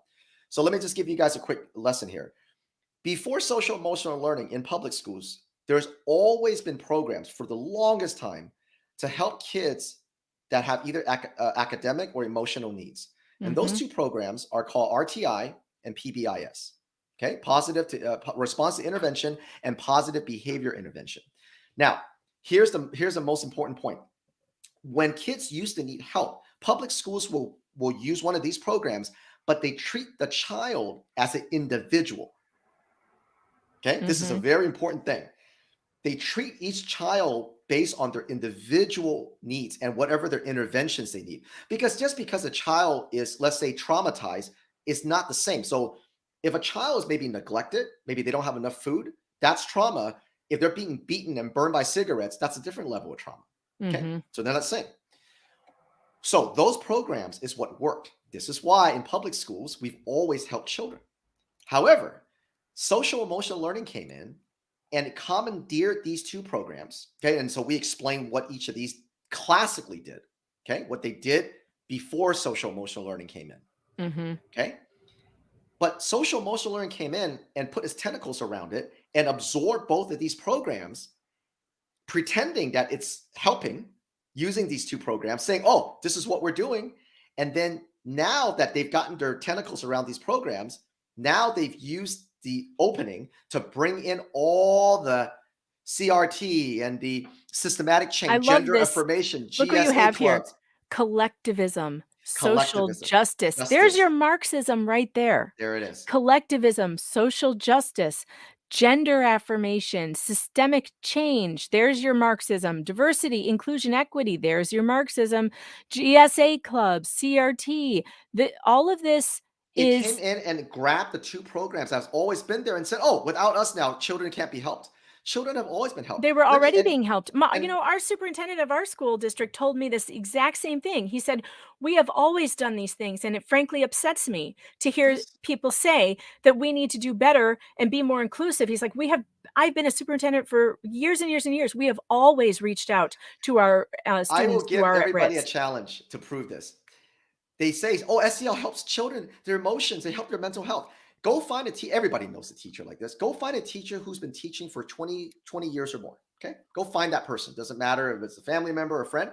Ask them, do you think kids are healthier and are more respectful today in your first half of your career or your second half? Yeah. No, there is not a single teacher. Yeah, that's been mental health teaching- crisis is on the rise for children. And of course, we have COVID lockdowns to We've- blame for that. and We have a lot of things to blame for that, it's been including on the decline before COVID. COVID just obviously including this. increased. Well, exacerbated it for sure. Yeah. But I mean, you've done such amazing work here. Everybody needs to download these. These are free. They're on courageisahabit.org. Alvin has all of this, and you can print this stuff out and take it into your school and show them. Yeah, Yeah. I know what you're doing. Look So at this. These The are the data these are the collection. things that came in with SEL. Mm-hmm. Okay. These So are they the put things that all SEL brought. children in tier 1 intervention as at risk and in need of proactive collection policies, methods to address systemic inequities. So This is what bothers me. yes. I am treated immediately as an abuser by the Yes. public school. That's My right. child is being asked questions about her mental health that I had to put a stop to and say, excuse me, I did not hire you. Yeah. You are not her therapist, you school counselor. You're supposed to help her with her class schedule. That's it. Anything That's else it. other than that, you are not allowed to do. And I have a letter on file that says she's not allowed to do any of Yeah, this. you did a good job on that. Because I didn't hire you to be a mental health counselor to my child who doesn't need it. She Right. has her own team of parents, doctor, or whatever therapist she would need that I would hire. That you and your husband would decide on. I didn't get a resume from this person. I didn't choose her. I don't know who she is. I'm not going to send my kid to some stranger That's a good for point. mental health help. I feel sorry for parents out there who don't know that this is happening, but They they don't. literally are putting every single child in that tier 1, pretending like and acting like every kid needs some kind of mental health intervention. Yeah. That's not true. What else is this? Required So school let me counselors to make it- service every child in the same way, one-on-one group meetings or culture transformation. Now, remember I said earlier that in the past they treat the child on an individual basis who needs intervention. SEL basically put all children on tier 1. So either if you're white, you are traumatized because you have unconscious racial bias. But if you're not white, you're traumatized because you're oppressed. And then, of course, they break them down into like if you're, identify as a cat and you don't know what bathroom to use, now you have a different level of trauma. They're constantly creating trauma so they can put them. Go back up for a second. Go back up real Hang quick. on one second. Let me get to 2 Rumble rants before they disappear off my screen. Okay. Star K says Adolf liked gaslighting. It's true. It's true. They talk like gaslighting. Star K also sent another Rumble rant that says also need a Streamlabs. I don't know what Streamlabs is. Sorry. If you guys want to send me info on Streamlabs, fine. Okay. What are we're going down more? All right. Did you say go up or down? Up. Up. Yeah. Up to Go here? Up to here. So this is called the MTSS, and we have another document on that. The MTSS was used to put kids on if they're tier 1, tier 2, tier 3, meaning if you come in and maybe you're going through a bad time because your family's going through a hard time or what happened, some kind of like a temporary thing, they'll put you on tier 1 because you need a certain level of intervention, and then when you're good, they take you off of it. Tier 2 is a different level of abuse. Tier 3 is real abuse. Are you born with the drug? Your mom's on drugs, your dad's in jail, you're getting beat. Sure. Okay. So what they did was they put all kids on tier 1. They put when you go to a public school, all kids are on tier 1, and then they move you up from there, and they try to move you up instead of move you back out of it. And not all children have trauma. Like not all families are bad. Learning. No, to social emotional learning, it does, because you have unconscious bias. Yeah. This is the thing. It's so insidious. This is insidious, and it is geared toward. And here's another thing I would tell Mike Allen. This is very clearly an attempt by these people in the school, by government agents, to insert themselves between you and your children, and to interrupt parental rights, to downgrade parental rights in favor of the rights of the state over your child. I don't consent to that. That's right. So you can go back down and you can read the rest. We can read a couple of them. Okay, let's read a couple. These are the certain things that. So let's read the this part right here, the data collection. Yeah. This stuff is terrible. So they're collecting all this very personal data collection stuff.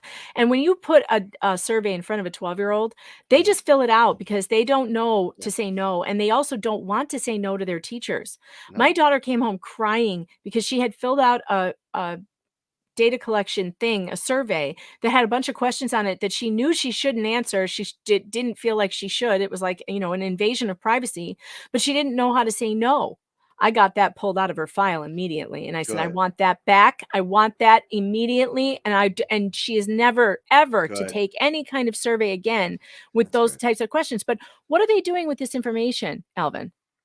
They're storing it, and it follows a child for pretty much for the rest of their life. They're storing this data collection. They're storing this data.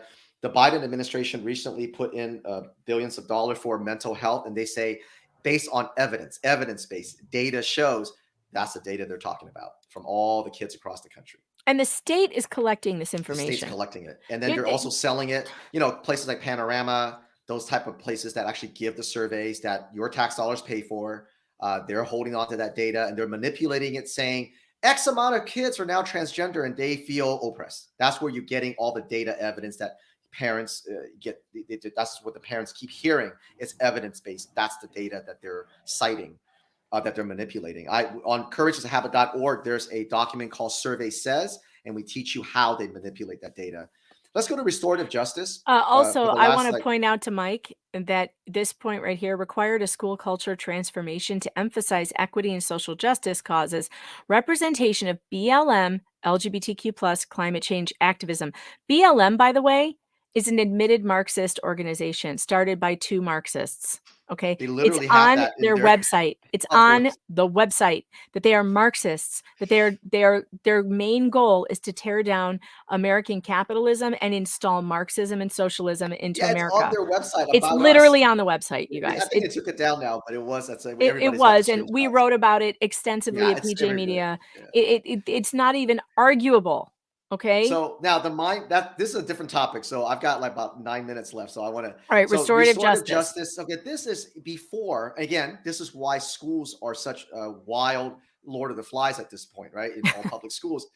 Before there was something called zero tolerance, meaning that if you're violent, bam, that you're gone, zero tolerance.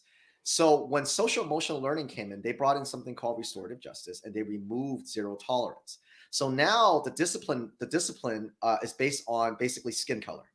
It's based on, before they're like, black kids get disproportionately. Does that sound familiar? Mm-hmm. Disproportionately. And then so they go, now if you're a white kid and you get your ass beat, that's okay, right? There's not going to be a whole lot of discipline for the black kid. If it's the other way around, then there might be discipline. So it's created this basically discipline is based on skin color. Now, the insidiousness thing of the restorative justice is when you set the system to be this way. Basically, if you get a bad grade, it's not your fault. It's a system. This is why grading for equity, they remove grades, they remove honors classes, because too many whites and Asians are in honors classes, not enough representation. That's all brought in by social emotional learning. It creates Marxists, a revolutionist, because now when you get kids leaving high school, going to the outside to the real world, when they commit a crime, what's the excuse now by politician? Disproportionately affects Black people. We shouldn't put them in jail. We shouldn't punish them because it's the system. So now you've got things like California that doesn't arrest, doesn't even arrest shoplifting. The horrible Safety Act that just got passed in Illinois. But I really do wonder if a group of white kids walked into a CVS and did that, would they be arrested? Because I feel like they would be. No, at this point, if you're in You that, think anyone can do it? Once you get to that system, it doesn't matter now. It's just about chaos. It's just That's about what my creating- dad said. My dad's like, that's what I'm going to do. I'm just going to rob the store next time I go. I'm going to take $1,900 worth of stuff. Yeah. You know what? If it's your dad, they might arrest him, right? Because he can't run probably very fast. Right? I know. I told him. I said, but if it's I like wouldn't a try it. 19-year-old white kid, they're just, And so this is when we say they're creating kids to destroy America, destroy the systems. This is what they mean. They set them up to say nothing's your fault. Your skin color is the reason why you're not getting a good grade. Your skin color is the reason why you're being suspended, not because of your behavior. It's because of your skin color and the systems against you. So social emotional learning brought in all these things in the guise of mental health, of helping kids. Remember what I said earlier, that the Martin Bailey, right? What is social? Oh, we're just helping kids. And in the background, they're doing this. And then you're like, hey, how come schools are worse than ever? Oh, it's because of COVID. Yeah. And so this is the scam where they tell parents this, and then they go back and do this. And then every time parents question them, they do a combination of gaslighting, deconstruction, moving the goalposts. It's like what Mike tried to do to us. Mhm. And, this is it's a very complicated thing. This is why it's very difficult to talk about it unless you can, It's have a long incredibly form. complicated, and Alvin has done the work, you guys. He has done the work. If you want to know what SEL is, he's done this. He's got everything you need on courageasahabit.org. And also, he's available to help communities train them on how to fight this stuff, aren't you? Right. We absolutely are. We're in a few states right now, going in and trying to work with a small group of parents. We try to go in and pick 1 or 2 school districts and teach them how to fight. Our goal isn't to be there forever. Our goal is to teach them what we know, teach them how to fight it, teach them to avoid the gaslighting, all the emotional blackmail. And then once we get a few, school districts in a community, we feel like they can then start teaching other communities, and then we can move on. It looks like you've got some information here on Marxism as well. Marxism to communism. So like if maybe Mike should go watch some of your videos. So this is a great video that gives you an overall idea of what it is. And you know what? I have about 3 minutes. We can listen to this. Oh, let's do it. Yeah. Since, Listen to it. It's really good. Mike says there's no combination, there's no correlation.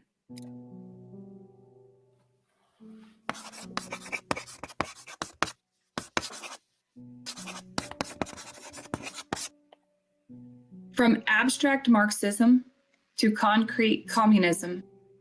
Marxism is a social, political, and economic theory originated by Karl Marx that focuses on the struggle between capitalists and the working class. Marx believed conflict between classes would lead to a violent revolution to overturn capitalism in favor of communism. He declared his philosophy will become reality when the working class take action to transform the world and human consciousness of it. His theory was reinvented in the 1970s as critical race theory. Critical race theory is a Marxian theory which uses race and identities as the central construct for understanding inequality. This scholarly and political approach to examining economic, political, social, and historical relationships focuses on a struggle between the oppressed and the oppressor. The application of this theory works to transform the perception of the people so that everything is viewed through a lens of race and oppression. The supporters work to overturn programs and policies they view as causing systemic racism and oppression to rid of inequitable outcomes. Finally, the transformation is complete when individualism and capitalism are eliminated and replaced with communism.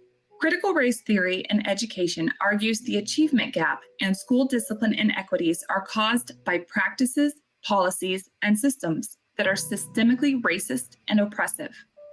When applying the critical race theory lens, practices, policies, and systems must be eliminated and replaced. This argument allowed the radical ideology to transform our entire education system. The practices, policies, and systems were replaced with ones that were designed to change the consciousness of those who participate and to create equitable outcomes for a collectivist society. To address the achievement gap, emotional support systems and traditional teaching practices were deemed systemically racist and oppressive. They were replaced with social emotional learning and culturally responsive teaching. Social emotional learning is a whole system change which psychologically manipulates the emotions of children to develop a critical race theory lens. Culturally responsive teaching is the practice of teaching children through the critical race theory lens. Social emotional learning and culturally responsive teaching both encourage students to become agents of change for a collectivist society. To address the school discipline inequities, zero tolerance policies were replaced with restorative justice policies. Restorative justice lessens or removes consequences for negative behavior by blaming a society of systemic racism instead of the individual. The policy change increases negative behaviors, creates unstable environments, and drives division among people and groups. Our education system used a Marxist theory to explain measurable outcomes and implement systemic changes to infect the consciousness of the children with a radical ideology. America will be dismantled one program, one policy, and one system at a time until the goal of the Marxist revolution is achieved. Communism.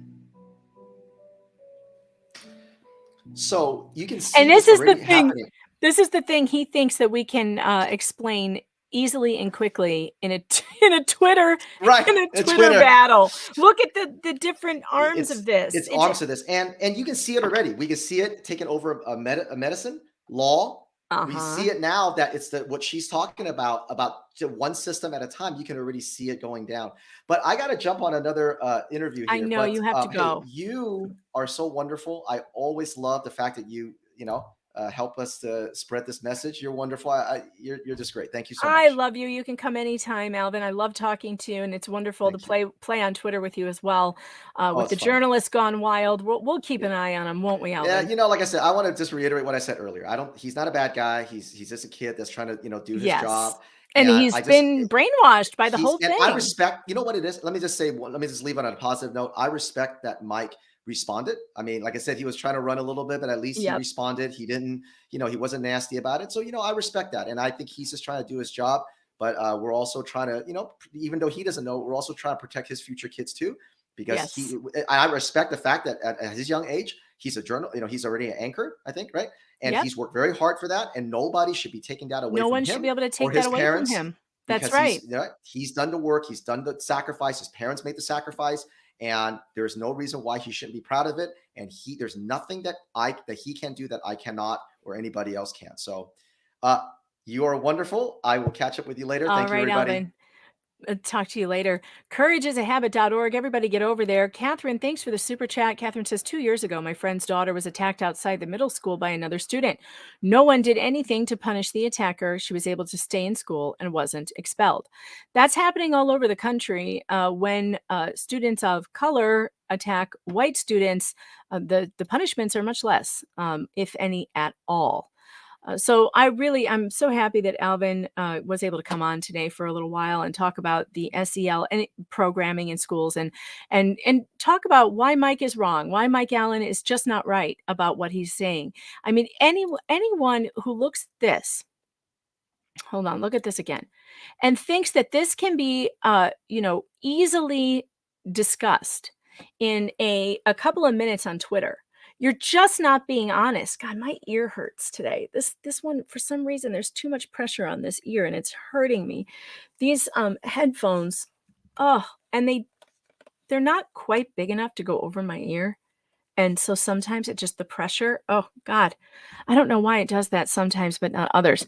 Anyway, anyone who thinks that you can describe what is going on with SEL and how it relates to Marxism and how it means to undermine our systems, and we can do that in a couple of tweets. Like you're not being intellectually honest. So be honest, have the conversation. It's a difficult conversation, and it's one that needs to be had.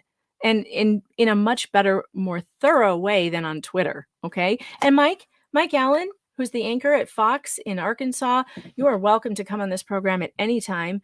We welcome you here to discuss this, to discuss what you think is disinformation. We'd like to try and change your mind, and I'm happy to have you on at a different time as well. And I agree with what Alvin said. You know, Mike has worked hard to get where he is.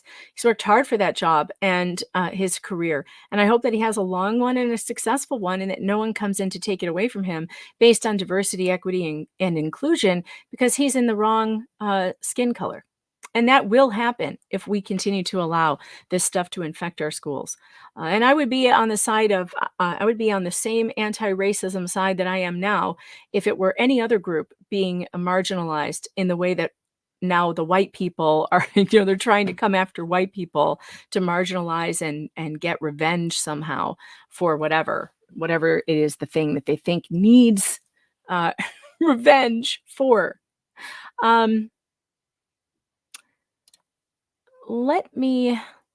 Would love the link to think example video. You mean the video that I just had? Yeah, I'll throw that in here.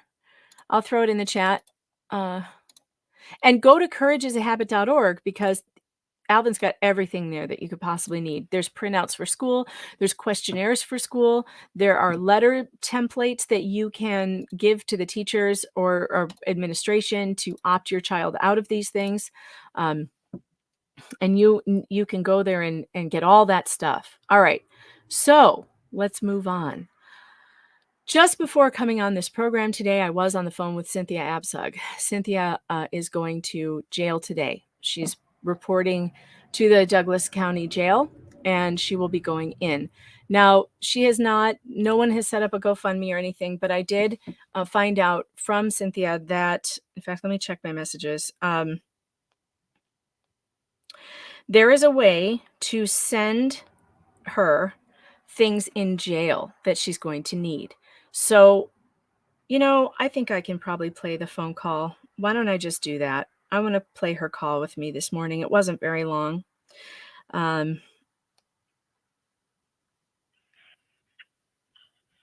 I couldn't answer. I'm good. Yeah, really good.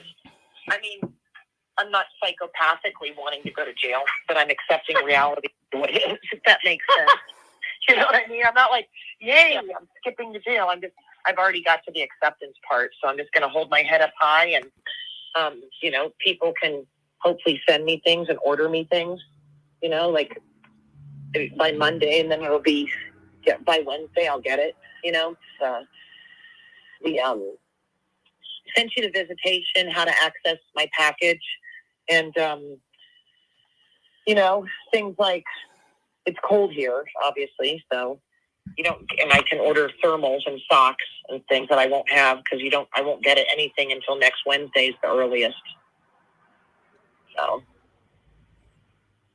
Wait a minute. You need socks? Tell me what you need. Give me a list of things that you need. I'm going to need socks. Like, you have to order them off this catalog where it says start shopping, and then you can send me a package of like I'm allowed to get thermal shirts, which, because it's cold in there, right? I'm going to be only having a jumpsuit. You can't bring that stuff with you. You can't bring any thermals or anything. You have to buy them from the county? Yes. Holy crap. You can't bring anything. What about blankets or that sort of comfort stuff? Can you have that? No. You get one blanket. It's like a wool scratchy little one. It's not even long enough to cover your things. And you get a set of sheets for your cot. So it's going to be, the first week's going to be a little chilly. And I think you get one towel. So I can buy a washcloth. I can buy shampoo I'll need. I can buy shampoo, soap, lotion, things like that. Basic things, a brush, whatever's on that. I can't get into the catalog because it only accesses me once I'm booked in. I can't see, but the catalog has, I'm a size 9.5 or 10 shoe. I'm a 9, but with the socks, because you can, otherwise you have rubber flip-flops. And then if you want to go outside on the rec yard and walk, or just something to help your anxiety or your stress, to exercise, you walk in a circle on like a, I don't know, as big as like a bedroom is the concrete, but at least, you know, when I was in for that 5 months, I had a pair of tennis shoes, I had some socks, but it was in the summer, it wasn't cold. But the thermals are important. You can get pants and you can get tops. And I would say get me a large, even though I would say I need to have a large just in case, or a medium. I'm not, you know, I don't really know the sizing. But Okay. All right. So you need warm clothes, whatever's in the store that you can have, the socks, thermals, shirts, shoes, 9.5 or 10. yeah, for the tennis shoes, I think there's a pair. And toiletries like shampoo, lotion. I mean, there's like snacks in there, because all you get is 3. I need coffee for sure, because I won't have coffee for, and then there's like these little cherry powdered things you can add to your water so it pretends like Kool-Aid. You know, there's all kinds of stuff. You can't get coffee in jail? They don't give you coffee? This is what you get. You get a toothbrush that's like a little piece of wires. Like, I don't know. And then you get a towel, you get jumpsuit, and a pair of rubber flip-flops. You get a set of sheets and a wool, like a little wool blanket, like a throw blanket. No pillow. You can't, you don't get, it's not, you don't really get anything. You have to order and buy everything on a site. So that's what I'm going to try to do. And so immediately I would be able to get an iPad that I can access email, but, just like inmate letters, people can send me an email and I can get a letter, which would be really great if I could get those, because it's lonely. How do you get that? Did they give you access to an iPad, and how do we get your email? Okay, so when you go in to the, so commissary is what comes once a week. You order it by Sunday, get it by Wednesday.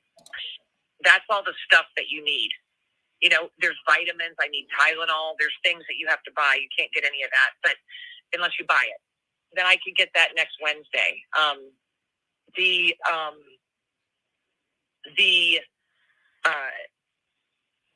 iPad is like $5 a week or something to rent, and they issue it to you, and then you get it in the morning. They give it to you, and then you get it at night. Then you turn it in at night. But you can access on there. You can rent movies to try to keep your mind busy, to keep your mind off the jail. You can download music, and that is something that I could probably get right away to get me through the next 6 days when I don't have anything. And yeah, we got to get you that so you can communicate with us too about what you need. Also, what about school? Can you continue to go on if you have the iPad? Can you go to your classes? You don't have internet access. You only have access to some podcasts like that they pick, like religious pastor things, and you have access to what they like some music you can download, and then you have access to rent movies. And it's all pricey, but it's really keeps your mind off of. I'm trying to do something light and try to just get through it. So. I will not, for school, Billy's going to be reaching out to my professor. You can't get internet access to like Google something. You have no internet access. You just have access to their own system. Oh, geez. Okay. So, with no sexy stuff, no curse words, like things like that. So, okay. But the iPad is very helpful because you can carry it around with the earbuds while you're walking around in circles, which is what I do all the time, walk, just to get it burn, your anxiety. And then you can have the music playing. The music's inspirational. You just have to download whatever songs you can to pick that might be inspirational to you. That's what helps me the most. My friend Dawn's going to send me, you can order things directly from Amazon as far as books for me to read, like romance novels, sketching pads, word puzzles. but they cannot have like a spiral end, any glitter, tape, or any metal. They just have to be like a one that doesn't have any sharp things on it, or they won't give it to me. And they have to be paperback. Okay. You can't have any hardbacks. And I'll be honest, I know why, because people, if they try to send books in, they really do put knives and files and stuff in the thing. It's just weird. I mean, they're criminals in there. You know, these are criminals. This poor And woman. then they use any little thing. Like they make alcohol out of orange peels and bread. I don't know exactly how it's done, but I saw people get in trouble for it. So it's just a peculiar thing that I'm not really well versed in. But I'm going to ask somebody if they can share their coffee with me at least for the first week, so I can, and I'll buy them one, you know, additional.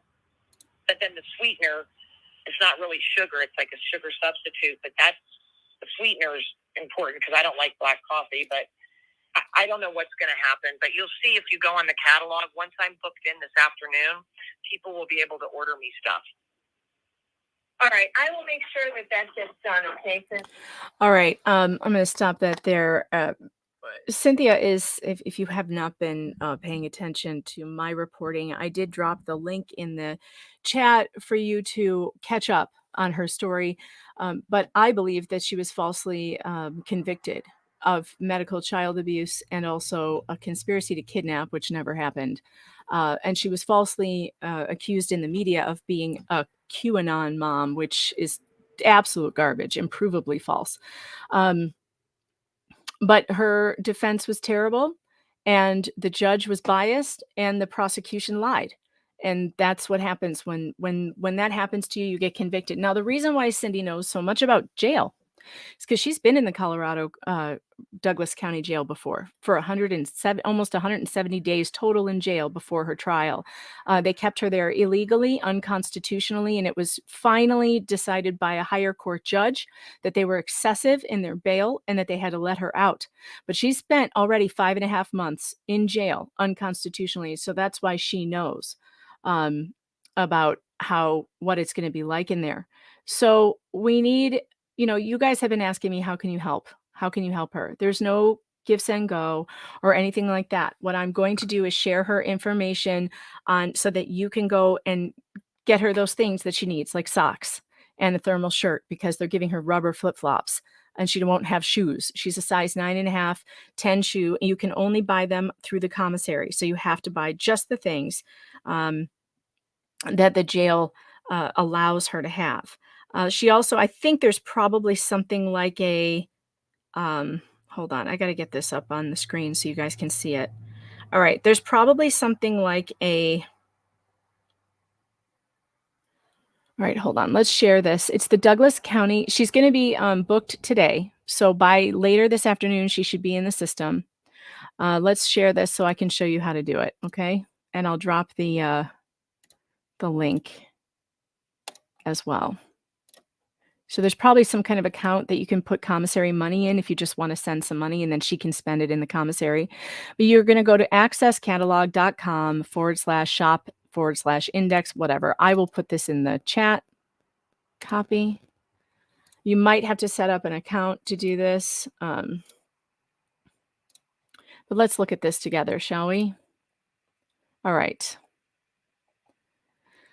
What are the program limits? There is a limit of $100 per week per inmate. Why can't I place? So you have to place orders for Cindy through their catalog on the Douglas County thing.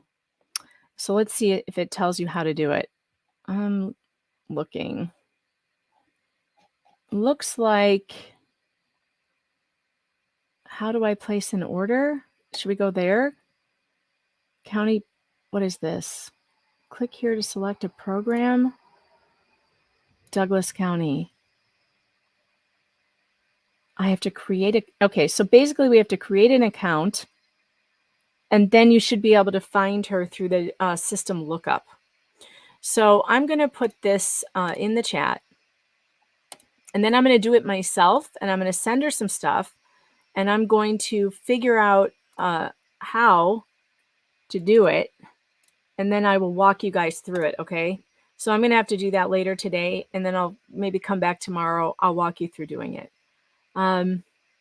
Yeah, I'm sure that you can put money on her account, okay? And then she can use it for whatever she wants, or she's like she said, she's happy to just get the socks and the warm shirts. She needs shoes. Or you can just give her the money and she can spend it on whatever she needs, like the iPad rental, etc. So I'm sure that that's a thing, but I think you have to go make an account first on this Douglas County jail thing. Is there a booking fee? There are fees for everything, you guys. Fees for everything. Not only does she not get so she doesn't the county is not going to give her access to things like coffee and warm socks in the Colorado winter. You know, she's headed into a 60-day sentence in the, start of winter in Colorado. Not only does she have to pay for that, but she also has to pay back the county for what they consider to be her crimes, not just her jail sentence and her 2 years on probation, but she has to pay them money, thousands of dollars. And yeah, you know what, Kale, I will make a short video of how to do it as soon as I figure it out. So I just got this, and this is just happening today. So when I figure it out, I will make a video and I'll show you guys how to do it. And then if you would do that for her, that would be wonderful. Even if, like she said, it's the iPad's like $5 a week rental. I think we can do that. I really do. I think that we can get her that, and I think that we can figure out how to get her some socks and some shoes. And I just,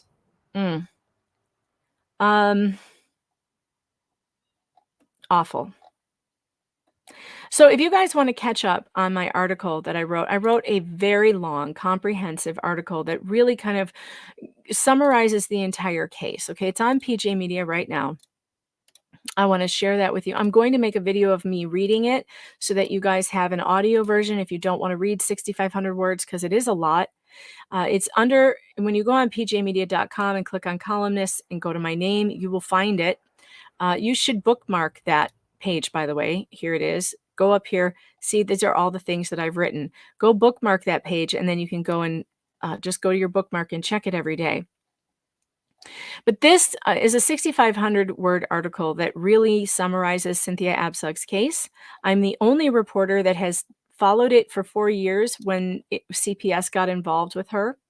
And yeah, I will do that. I'm going to read it so you guys have it, but I don't want to do it now because it'll take a long time, and I'll do it later after I get off the show today, and then I'll upload it to YouTube. Mary, if you're worried she's going to end up with 10 pairs of shoes, then we'll just figure out a way to put the money on her commissary account. Because I guess that could happen. So give me this afternoon. I'll figure out how to do it. I'll create an account. I'll put some money on her commissary account, and then I'll walk you guys through doing it so that you know how. And yeah, you know what? Letters would be great, you guys. She would love to hear from you guys. She would love to hear letters. She's going to be lonely, like she said, and she would love to have people to talk to. So if you want to send her letters, her name is Cynthia Absug, ABCUG. She will be held for the next 60 days in the Douglas County Jail.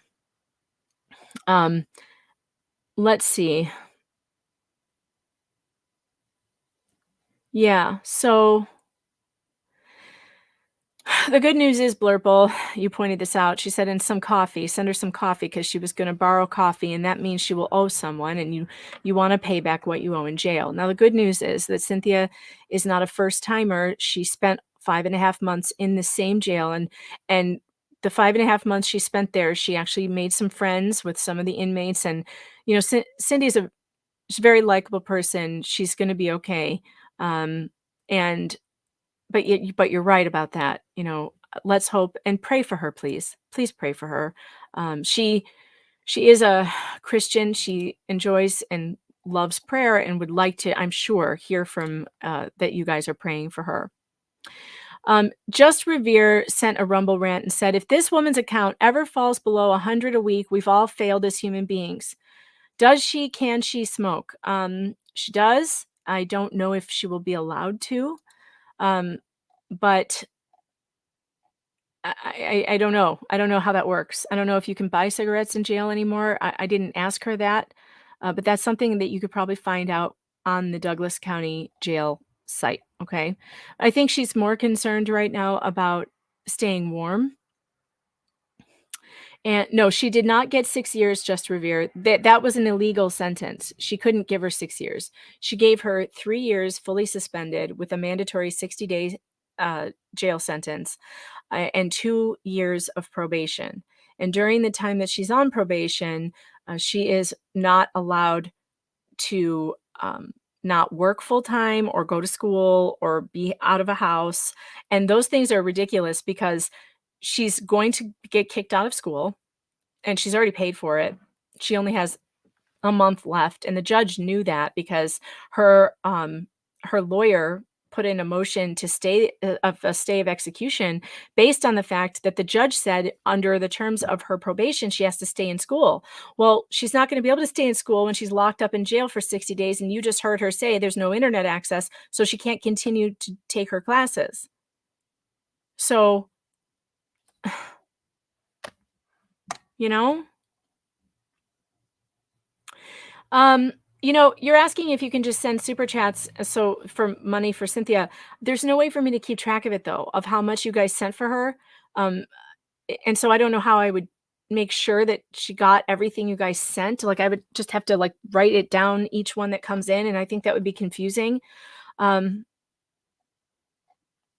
So I don't know. I don't know. I don't know the answer to that yet. Let me think about that and let me get back to you about how that might work. All right. Yeah, no, Mary, she's not listed in the system as of yet. Right now, it is only 12, 11, it's 10:25 in Colorado. She's supposed to be into the system. She's supposed to be checking in at 10:30, so 5 minutes from now. And it takes a couple of hours for her to be put into the system. So by this afternoon, Colorado time, she should be there. I know. Can you believe in Colorado they don't give you socks and a sweatshirt for winter? What in the world do people do who have no support, no family? What in the world? And I don't care what you did. I don't care what you did to be in jail. You should have socks for the cold floor and for the cold winter. That's ridiculous. The thing is, Blurple, a PayPal specifically for her. That's not a bad idea. I could do that. Okay. Let me look into that to see if I can set up a separate PayPal. Because I do still have a PayPal.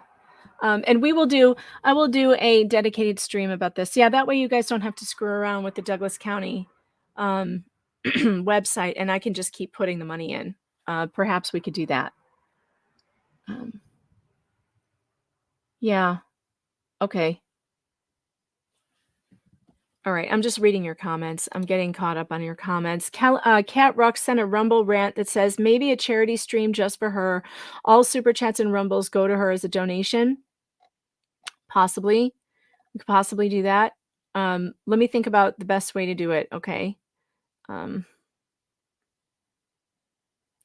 Possibly a give, send, go. Yeah. Yeah. She can't go to school or work while she's on probation. No, she has to go to school and work full time when she's on probation. She has to. That's a condition of probation, and she has to keep her housing. But how is she supposed? She's losing her job right now. She's going to jail for 60 days. She's not going to be able to. Her work is not going to keep her on. So she's losing her full-time job.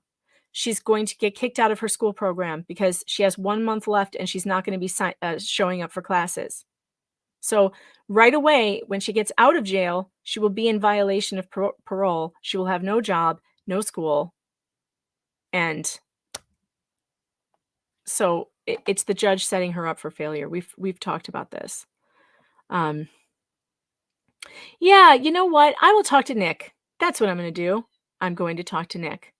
Nick wanted to know, the people on Nick's stream wanted to know what they could do to help Cindy. And now we know we have an answer. And so I will talk to Nick, and perhaps Nick would like to help do a stream and set that up. And I'll ask him how he does it. I just want to make sure that I don't I just want to make sure that I don't step in it. If I do, I want to make sure I do it right. Okay, so that just depressed the shit out of me. And I'm feeling really sad right now. And I was going to show you something that was funny, and now I don't even feel like laughing. This whole thing is very upsetting. Okay. All right, I'm just looking at your chats, guys. Yeah, you guys did really help that family in Wisconsin. By the way, did you ever see the article that I wrote about that? I wrote about that. It was on our VIP side. And if you're not a subscriber on PJ Media's VIP subscriber service, then you might have missed it. And if you want to subscribe, and I even quoted one of you who gave to that family that Nick was raising money for. Right here, I wrote it on October 31st. LawTube audience bands together to raise $35,000 for Waukesha family. So this is on our VIP subscriber side. And if you want to read about the wonderful things that you all did for that family in Waukesha, you raised over $35,000 for them in one day. It was really incredible. I will drop the link in the chat. And I would love you to go clickety-click on it and perhaps consider signing up for PJ Media's VIP subscriber service. You can use my promo code FOX for a discount. I would love that. FL Beecham says the jail charged my friend a small daily fee for living in the jail. They took it out of his commissary. Unbelievable.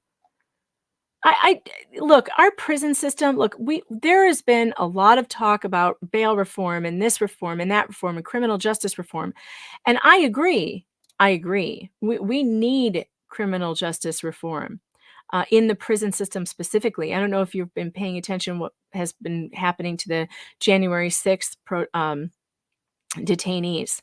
They've been living in jail, one of the worst jails in DC, with horrible conditions that did not pass inspection, feces on the wall, backed up toilets, moldy food, just incredibly harsh conditions, and that they brought attention to. 400 prisoners got transferred out of that jail because of what the J6 prisoners told people. They didn't. They had to stay. But a bunch of other prisoners got out, and they were happy about that because the conditions in the DC jail are so bad. Conditions in our jails should be a crime. We are supposed to be jail is supposed to be rehabilitation. It is not supposed to be, trauma. It's not supposed to be yes, it's punishment, but also it's supposed to be rehabilitation. And you cannot rehabilitate people if you treat them like animals. It's terrible what's happening. And these stories, I have talked to many people sitting in jail, and including the January 6th detainees. And it's bad. It's really bad. So the system is exploitive. It's cruel, and it needs to change. And when these stories come along and I have access to someone who is in jail, it's depressing as shit, but it also, makes me want to help bring awareness to what is going on in jail. And whatever you're in there for, it's indisputable that people who are poor, people who grow up in areas with lots of crime are disposed or predisposed to, and people who have family who has been in jail, those people are at a disadvantage. They are likely to end up in jail also.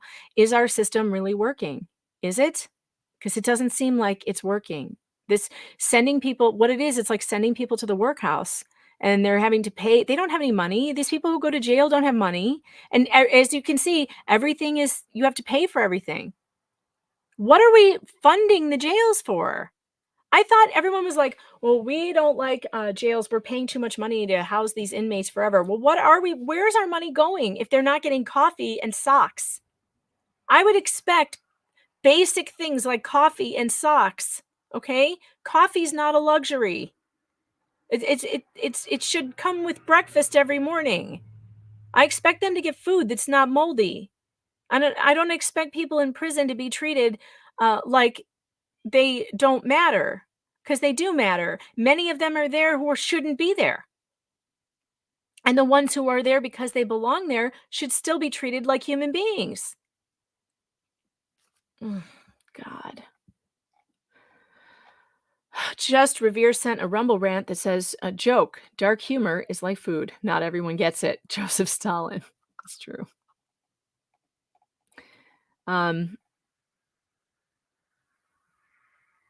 Yeah. Yeah, hard time.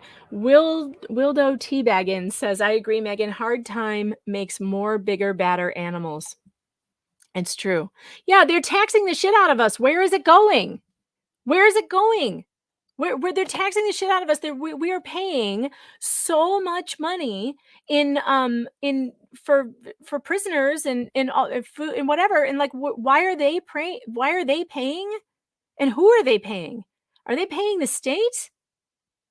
This is just crazy. And so many people who go to jail are drug addicts, or, you know, they come from very poor backgrounds. Like, where are they going to get the money to buy their coffee in the morning? Yeah, this is one of the problems. A lot of our jails are privately owned for profit, and that a lot of corruption happens there. A lot of corruption. Terrible. Terrible. Dang, I really wanted to do something funny, but I'm feeling very depressed. Maybe we need to laugh. So I'll tell you what, we'll drop this here. I'm going to research how to get money to her, think about a way that you guys can help. So don't do anything yet. And I'll come back this week and have some answers for you on how we're going to do that. Okay. Meanwhile, I'm just going to do it. If anybody can cheer me up, it's my dad. So my dad called me last night, and like 10 minutes into it, I hit the record button because I knew it was going to be a doozy. And I want to play this for you guys because it makes me laugh so hard. Well, and I love my dad. I love my dad. So he called to talk about the election and other stuff. Here we go. I put it on YouTube. This is our FaceTime call. And always, you guys, always, my dad never shows his whole face. It's always just his nose and above. He like cannot figure out the camera. Explain to me, Megan, why did this country not have a goddamn holiday once a year? That's the time you vote. If you don't show up and vote, up your ass. You don't get another chance. You don't get, I don't care if you're in the hospital. Tough shit. Crawl to the state. Crawl there. But that's it. One day, 12 hours, and then you're done. And you count them that day, and that night you know who the hell won. Do you know where I get my my mouth from now? Does it make sense yet? Those of you who say I shouldn't swear, including my own sister, I don't know how she survived without the language problem.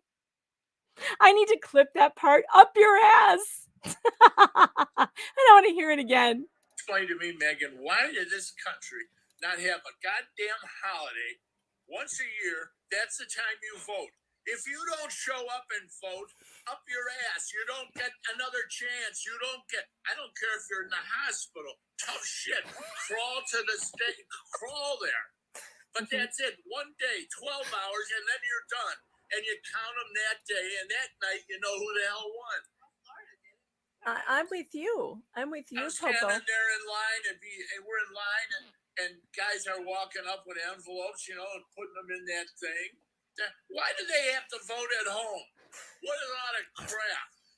I don't know. You're 80 years old, and you went to the polls in person. That's right. That's right. I'm 81, and I went to the polls. Are you 81? He doesn't know how old he is. Yeah, that's pretty damn old. You look pretty good, though. Although I can barely see you. I can only see you from the nose up. There we go. That's better.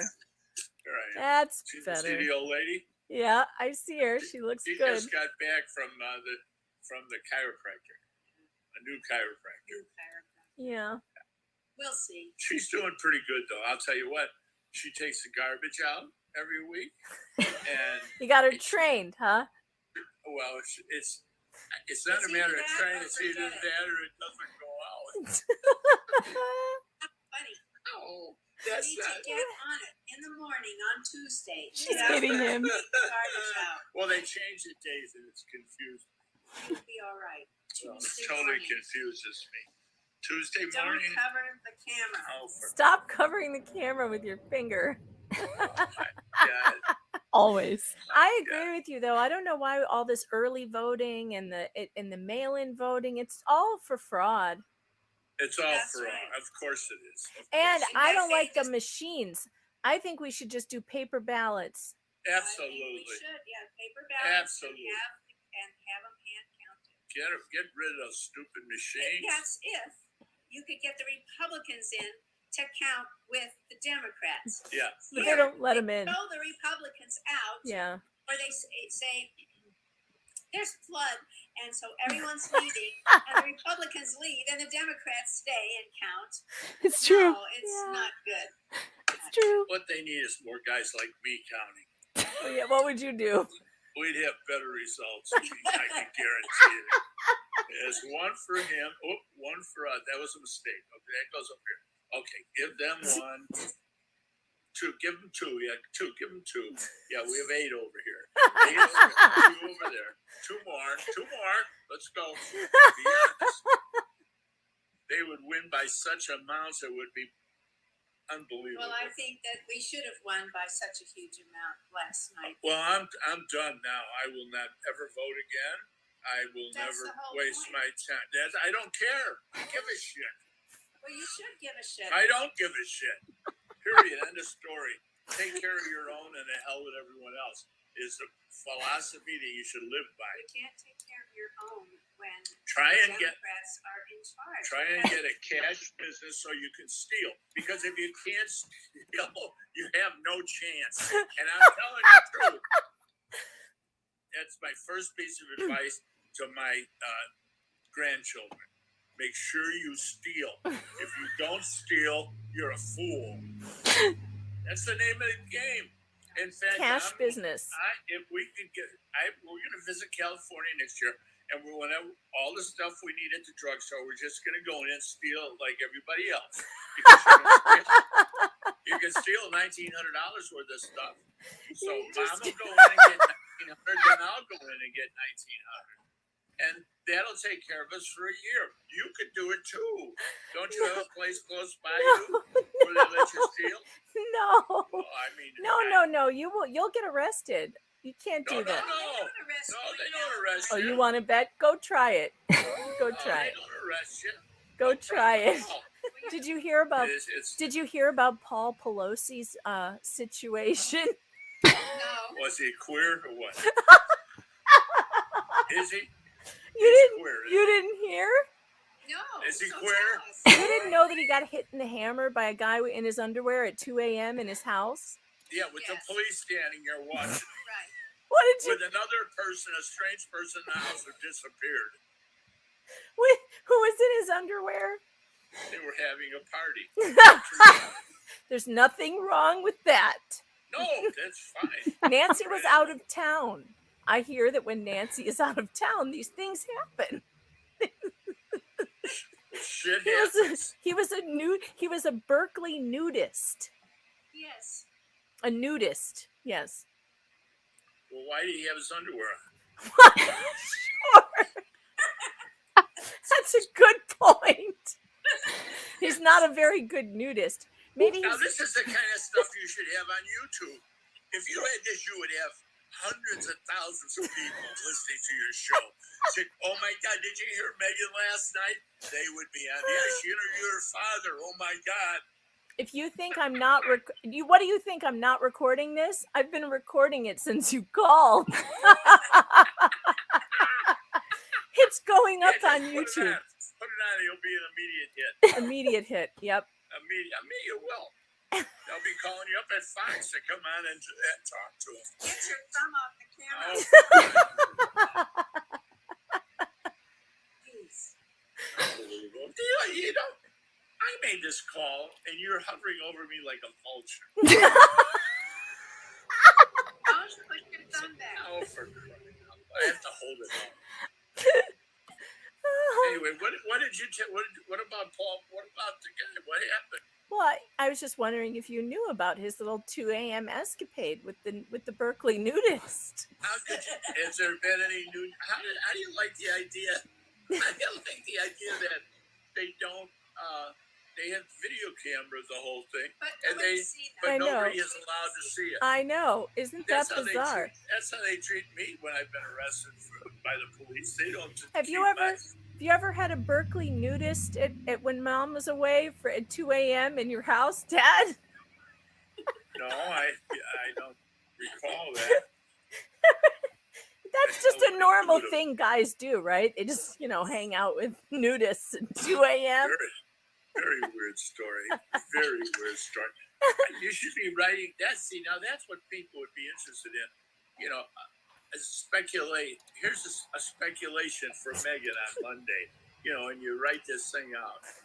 Mm-hmm. We've been talking to people, and 82% feel that there was something suspicious going on at 3 o'clock in the morning. Made up statistics. And Paul, something's wrong there. Something is very suspicious. Well, but we were told David DePape is a ultra MAGA right-wing supremacist of some kind. Except he lives in a trailer, and his ex-wife says he's a liberal. He's a liberal. Yeah, but other than that, CNN says he's a Republican, so he must be. That must be true. Who said he's a Republican? CNN. All of them. Oh my God! So ridiculous. A Berkeley nudist. Can you imagine? Is a right winger. I heard someone say, "Oh, what do you mean you haven't seen the nudist area at CPAC? We have a whole room set up just for the nudists."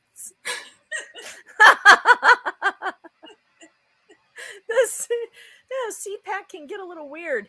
So tell me, what am I doing wrong on YouTube, Dad? Tell me all about what I'm doing wrong. Well, you've got to get controversial subjects. You can't be talking about your hair. That ain't get it. That's not going to get it. Uh-huh.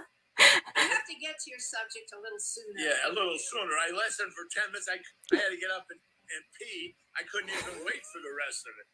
Because now when I have to go pee, it takes a lot of time. It's not flip, dip, and gone. That kind of deal. Right, Marsh?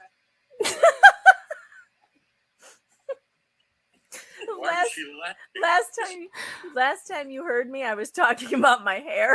Yes, last night. Last night you were talking. I wasn't on last night. After 10 minutes, I said... He doesn't know how YouTube works. I wasn't on last night. I don't know what you were watching. Well I was watching it. It's on YouTube. I have a lot of stuff on YouTube. It could be one time anything. I'm watching. I think last night you filled in the harmony with the folk. Oh, that was like last week. You guys were watching something that was like last week. Okay. Well, why is it out there last night? Because they play it over and over. I don't know. YouTube must be recommending it to you or something, but it wasn't last night. YouTube is recommending her things to you now. Get your thing. Oh, for crying out loud. Well, it's just ridiculous. She should be able to do it. My thumb hurts over here, Okay, so look, why don't you do this? This is my favorite part. Wait. When they argue about where to put the camera, they do this every phone call. Everyone. Fall right down on my lap. That angle's no good. Can't see his face. Hello there.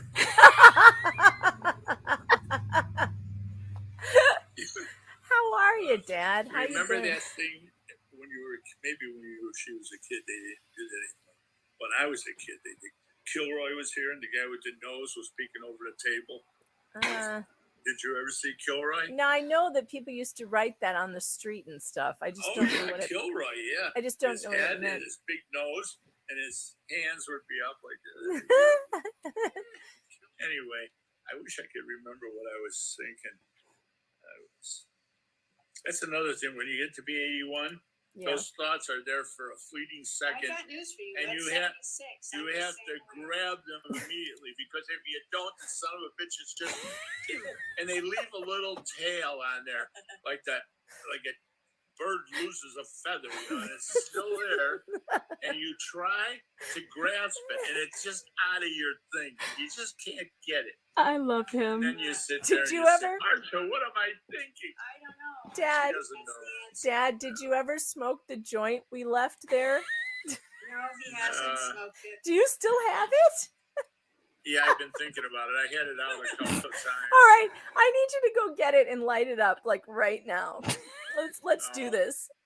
Dad smokes its first joint. Come on. No, Come on. I don't want to. Oh, Maybe the next time you have a lot of pain. that would make great YouTube. That would make terrific YouTube. My dad smokes his first joint at 81. Oh, you'll love it. You'll feel very happy. It'll be fine. I already know. I hate it. I'm already happy. I don't need it. You're happy? This is happy? I'm happy. He's happy, all right. I'm happy to be crabby. There's nothing wrong with that. I'm happy I to try be to get happy. my mind off of the idiot people who live around us. Yeah, it's terrible. They must have moved in from California. I think that's what And we they're got. voting the same way. They moved out of the mess they made. And now they're making a new one. mess of Arizona. Everywhere they go, unbelievable. That's intentional. If my wife would have listened to me, we would be ensconced in Florida right now. I know. In a wonderful state with no bullshit going on there. Yeah, but Florida is surrounded by water. And that's good. It's not so good what just happened to them. So you got a little bit of a hurricane. It comes, it goes. That's no problem. Yeah, and when it's gone, you have nothing left. Not like around here with the Democrats. Kenland's in Palm Beach, and they did fine. They did. Oh yeah, most of Florida did fine. Move to Palm Beach. Megan, you should, and I'm serious, I'm not just being a smart aleck. You should get involved with the Democrats. It's the only way to go. No way, man. I can't do go it. in there, honey. Dennis, you just don't know what you're talking You about. can go in there and lie and get a position, and then you can screw them from the inside. That's what you do. And in the meantime, you collect that check. You It's get too on the late for gravy me. train. They already know who I am. Well, you can say you've had an epiphany. You've got the world has just opened up to you. You're no longer an idiotic Republican. Now I suddenly want to kill babies. You've seen the light. You understand what a wonderful man You know Joe what's Biden terrible? is. You know what's Proposition 3 passed. It passed. Unbelievable. It What's passed. Proposition 3?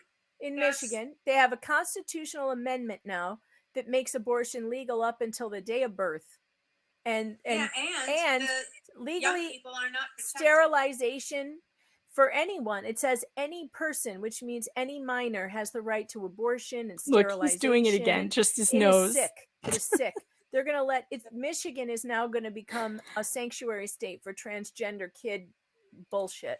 That's terrible. I am slowly bending like this, going over here with the Muslims. Yeah, me too. I'm with Everything them. they believe all the right shit. All the When I right heard things. when I heard the ones at the Dearborn. teachers say stand up. Now here's the difference between them and a bunch of Americans. They stand up. He and they doesn't point know their they're finger at Americans. you and they say, "We're not putting up with those books. We're not putting up with this bullshit. What you're going to do to my kids, and we're not going to tell you again. We're just going to tell you now." And here's the difference. If I said that, they would just haul me off and laugh at me. Yeah. If they say that, They take the books out. They know there's a guy. We better get those books But out. Just you understand just this. watch. The Dearborn Muslims are they're doing good things because they're really pissed off. All right, Yeah, hold on. listen, I gotta let go me to the tell you- bathroom. Hold on, I'll be back. I gotta pee. Crying out loud, she has to take a bathroom break. Well, it's been a while.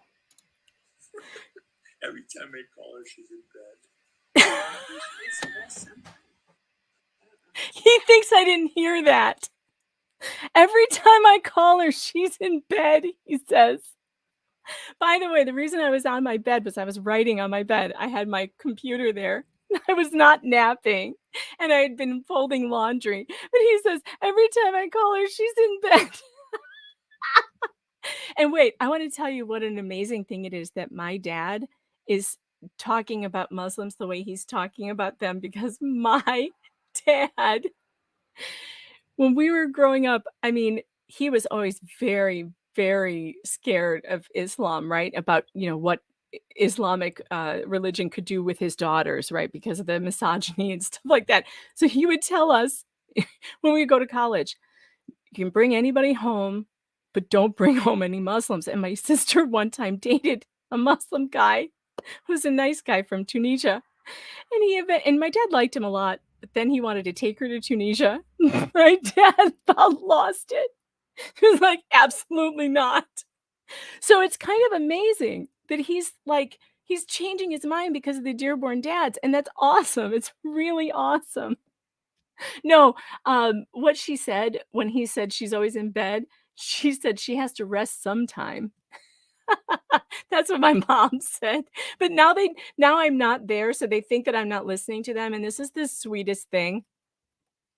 Because we had just had a conversation before about how my grocery bill is like at $500 a week, and I was just telling him that we were cutting out some things and what we were not doing. And so, of course, like parents do, they're just going to start worrying about me. And my dad is so sweet.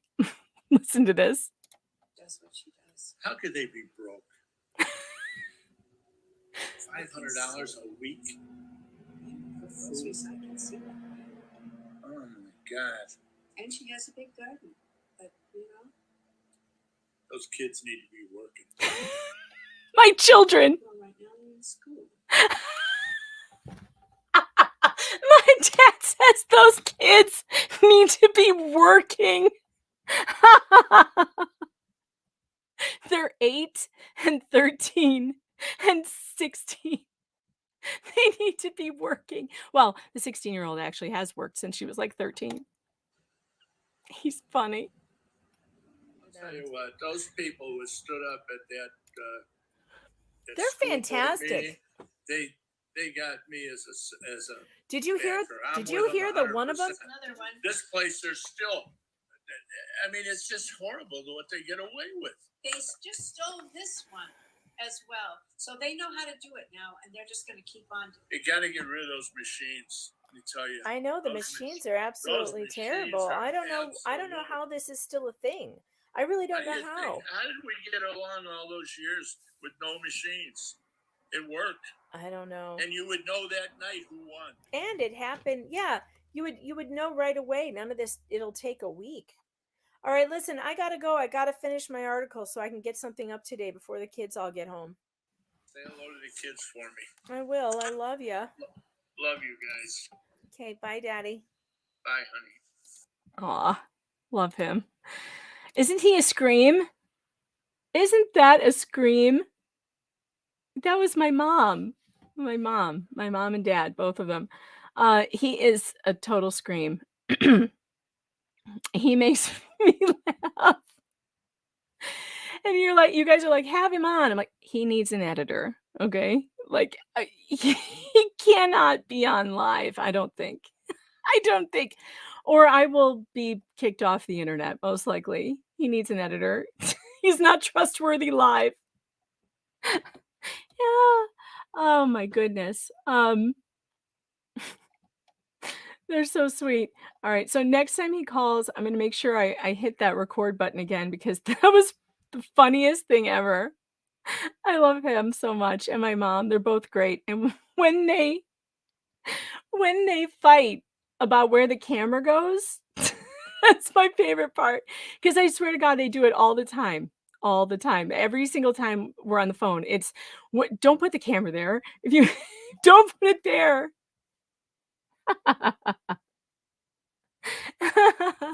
Oh, he's hilarious. I love him. It's so funny. All right, it is getting late and I've got to get back to work, and I don't think I have anything else, but oh, I know what I wanted to do. I wanted to show you my new articles. Hold on. Because I do have new articles that I need you guys to go clickety-click on. I know Nick and my dad. Can you imagine? Oh my God. I don't even think Nick could handle him. I really don't. I really don't. I don't think my dad could I don't think that Nick could handle my dad. My dad is a whole other animal, you guys. All right, let me take you to the new article two articles that I just wrote on PJ Media. This one is great. For those of you who are still in my audience from the Johnny Depp days, Johnny Depp is back in the news. Johnny Depp appearance in Rihanna Amazon special causing hilarious meltdown in Me Too circles.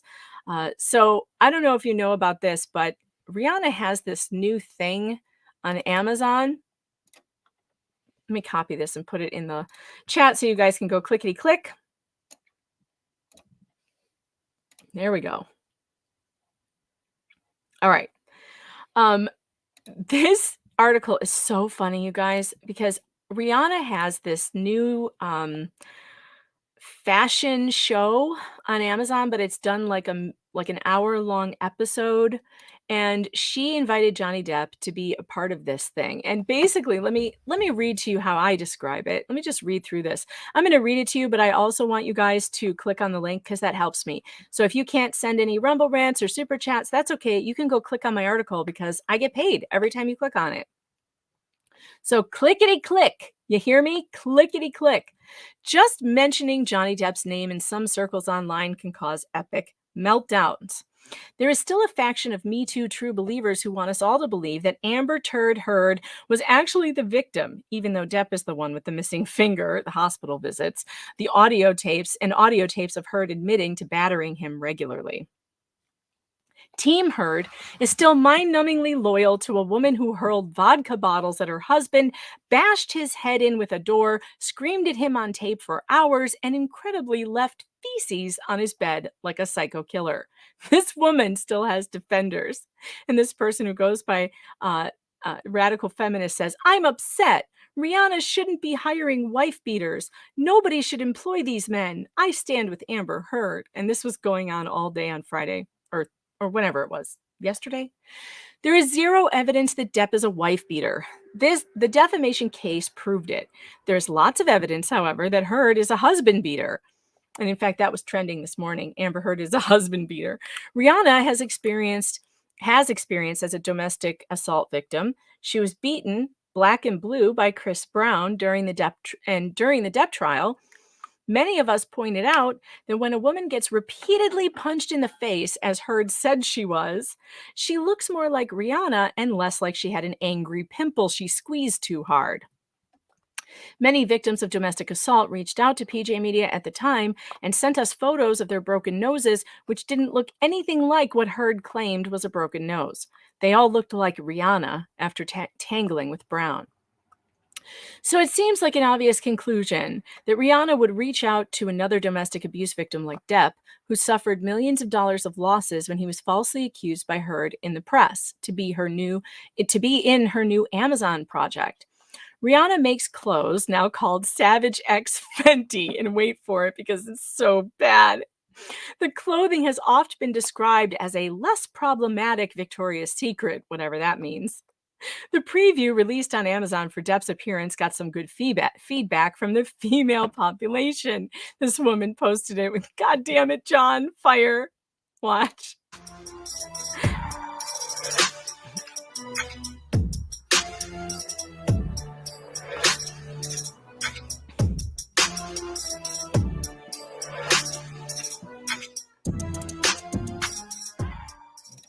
He is looking better than he did at the trial. I'll give him that.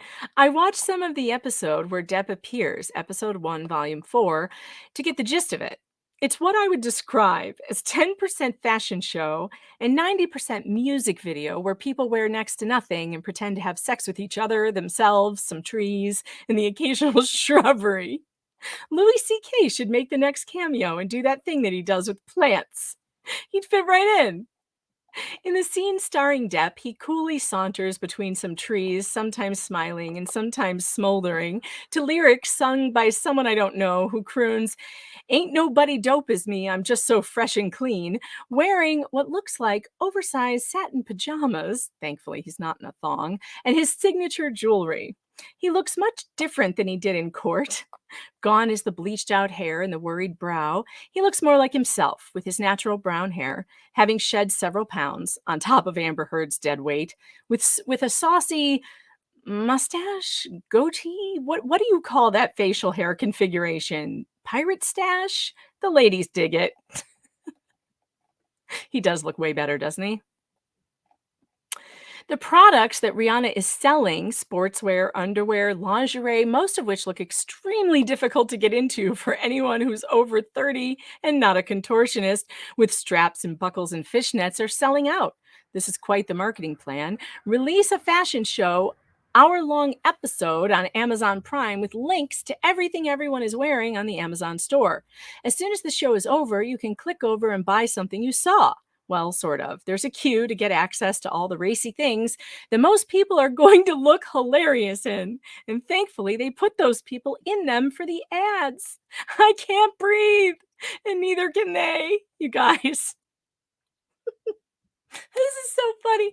Wait, let me make sure that we get hold on. Stop screen. I gotta share these close-up photos.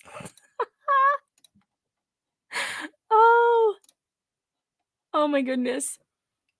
I said Savage X Fenty is one of the most hilarious things I've ever seen. Imagine paying $89 to look like a sausage popping out of its casing. I'm dying. All right, so here's this $89.95 lingerie thing. Here's what it looks like on.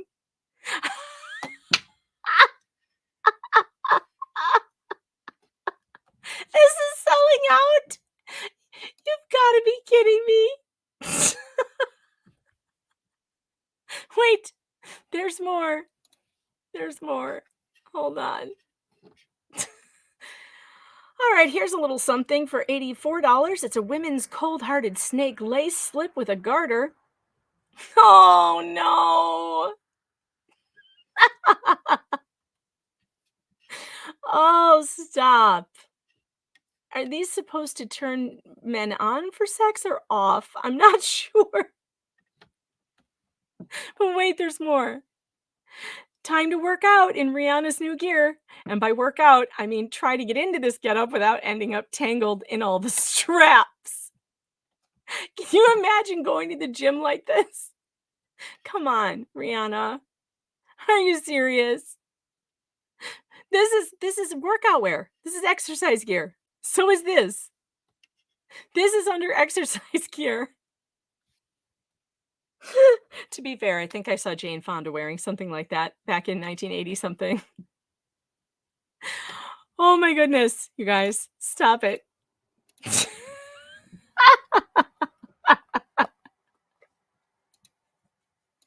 Oh, it's so bad.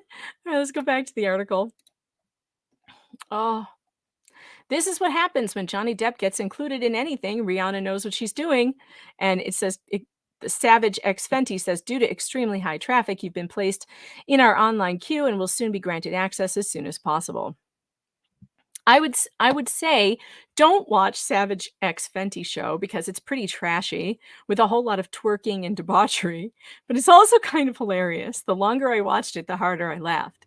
There's the fat acceptance models jiggling and the boys in dresses voguing, and I don't think there's a white person in the bunch until Johnny shows up. There's every type of woke trope you could think of, and they're all in their underwear, rolling around, grunting and panting, and humping each other silly. There's no way these people actually enjoy sex, I don't think.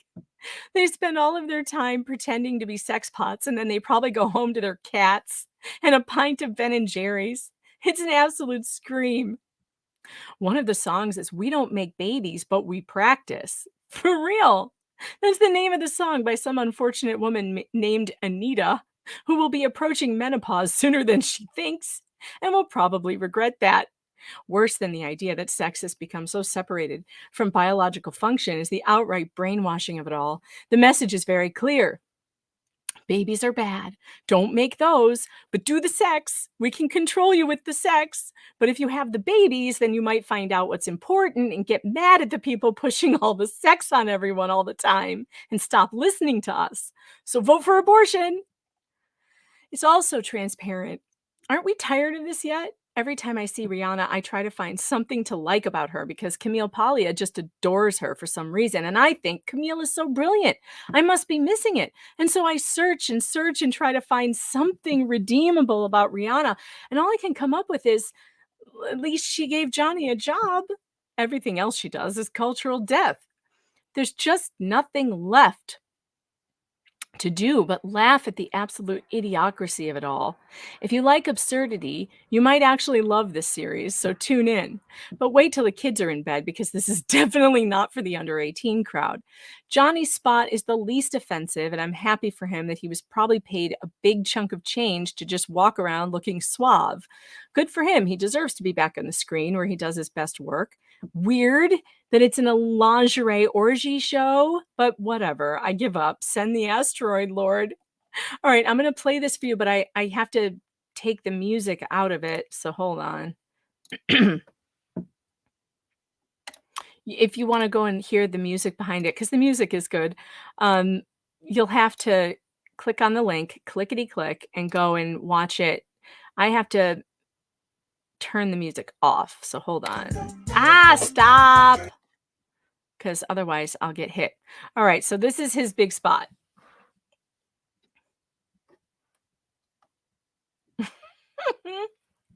All the detractors are saying, that's CGI, that's not his real face. I think it's his real face. I think he just lost some weight and they put makeup on him, obviously. I think he looks great. Although I don't know what he's wearing. I think it's pajamas.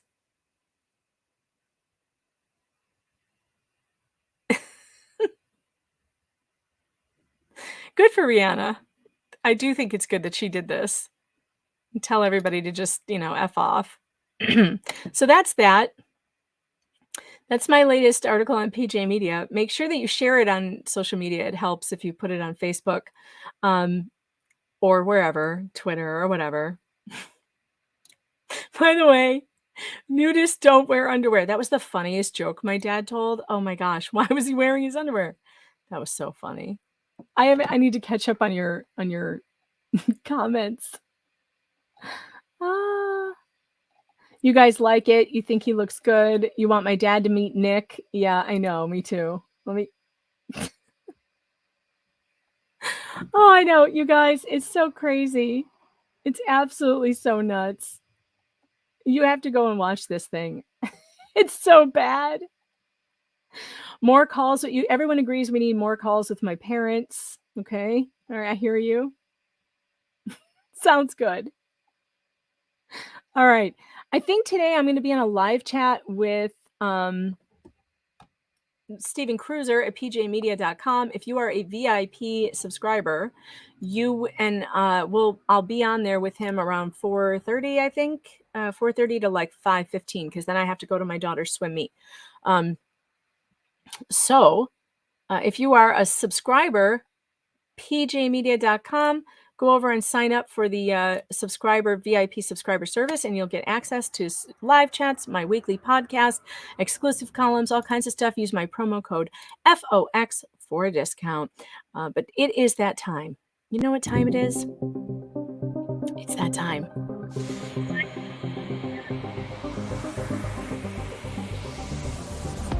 I gotta write something for PJ Media, but thanks for being here, guys. Make sure you share the stream. Make sure you like it. Hit that plus button before you leave. Hit that like button before you leave. And if you're not subscribed, do it now. I'm Megan Fox. I write with pjmedia.com, and I'll talk to you guys again soon. Take care.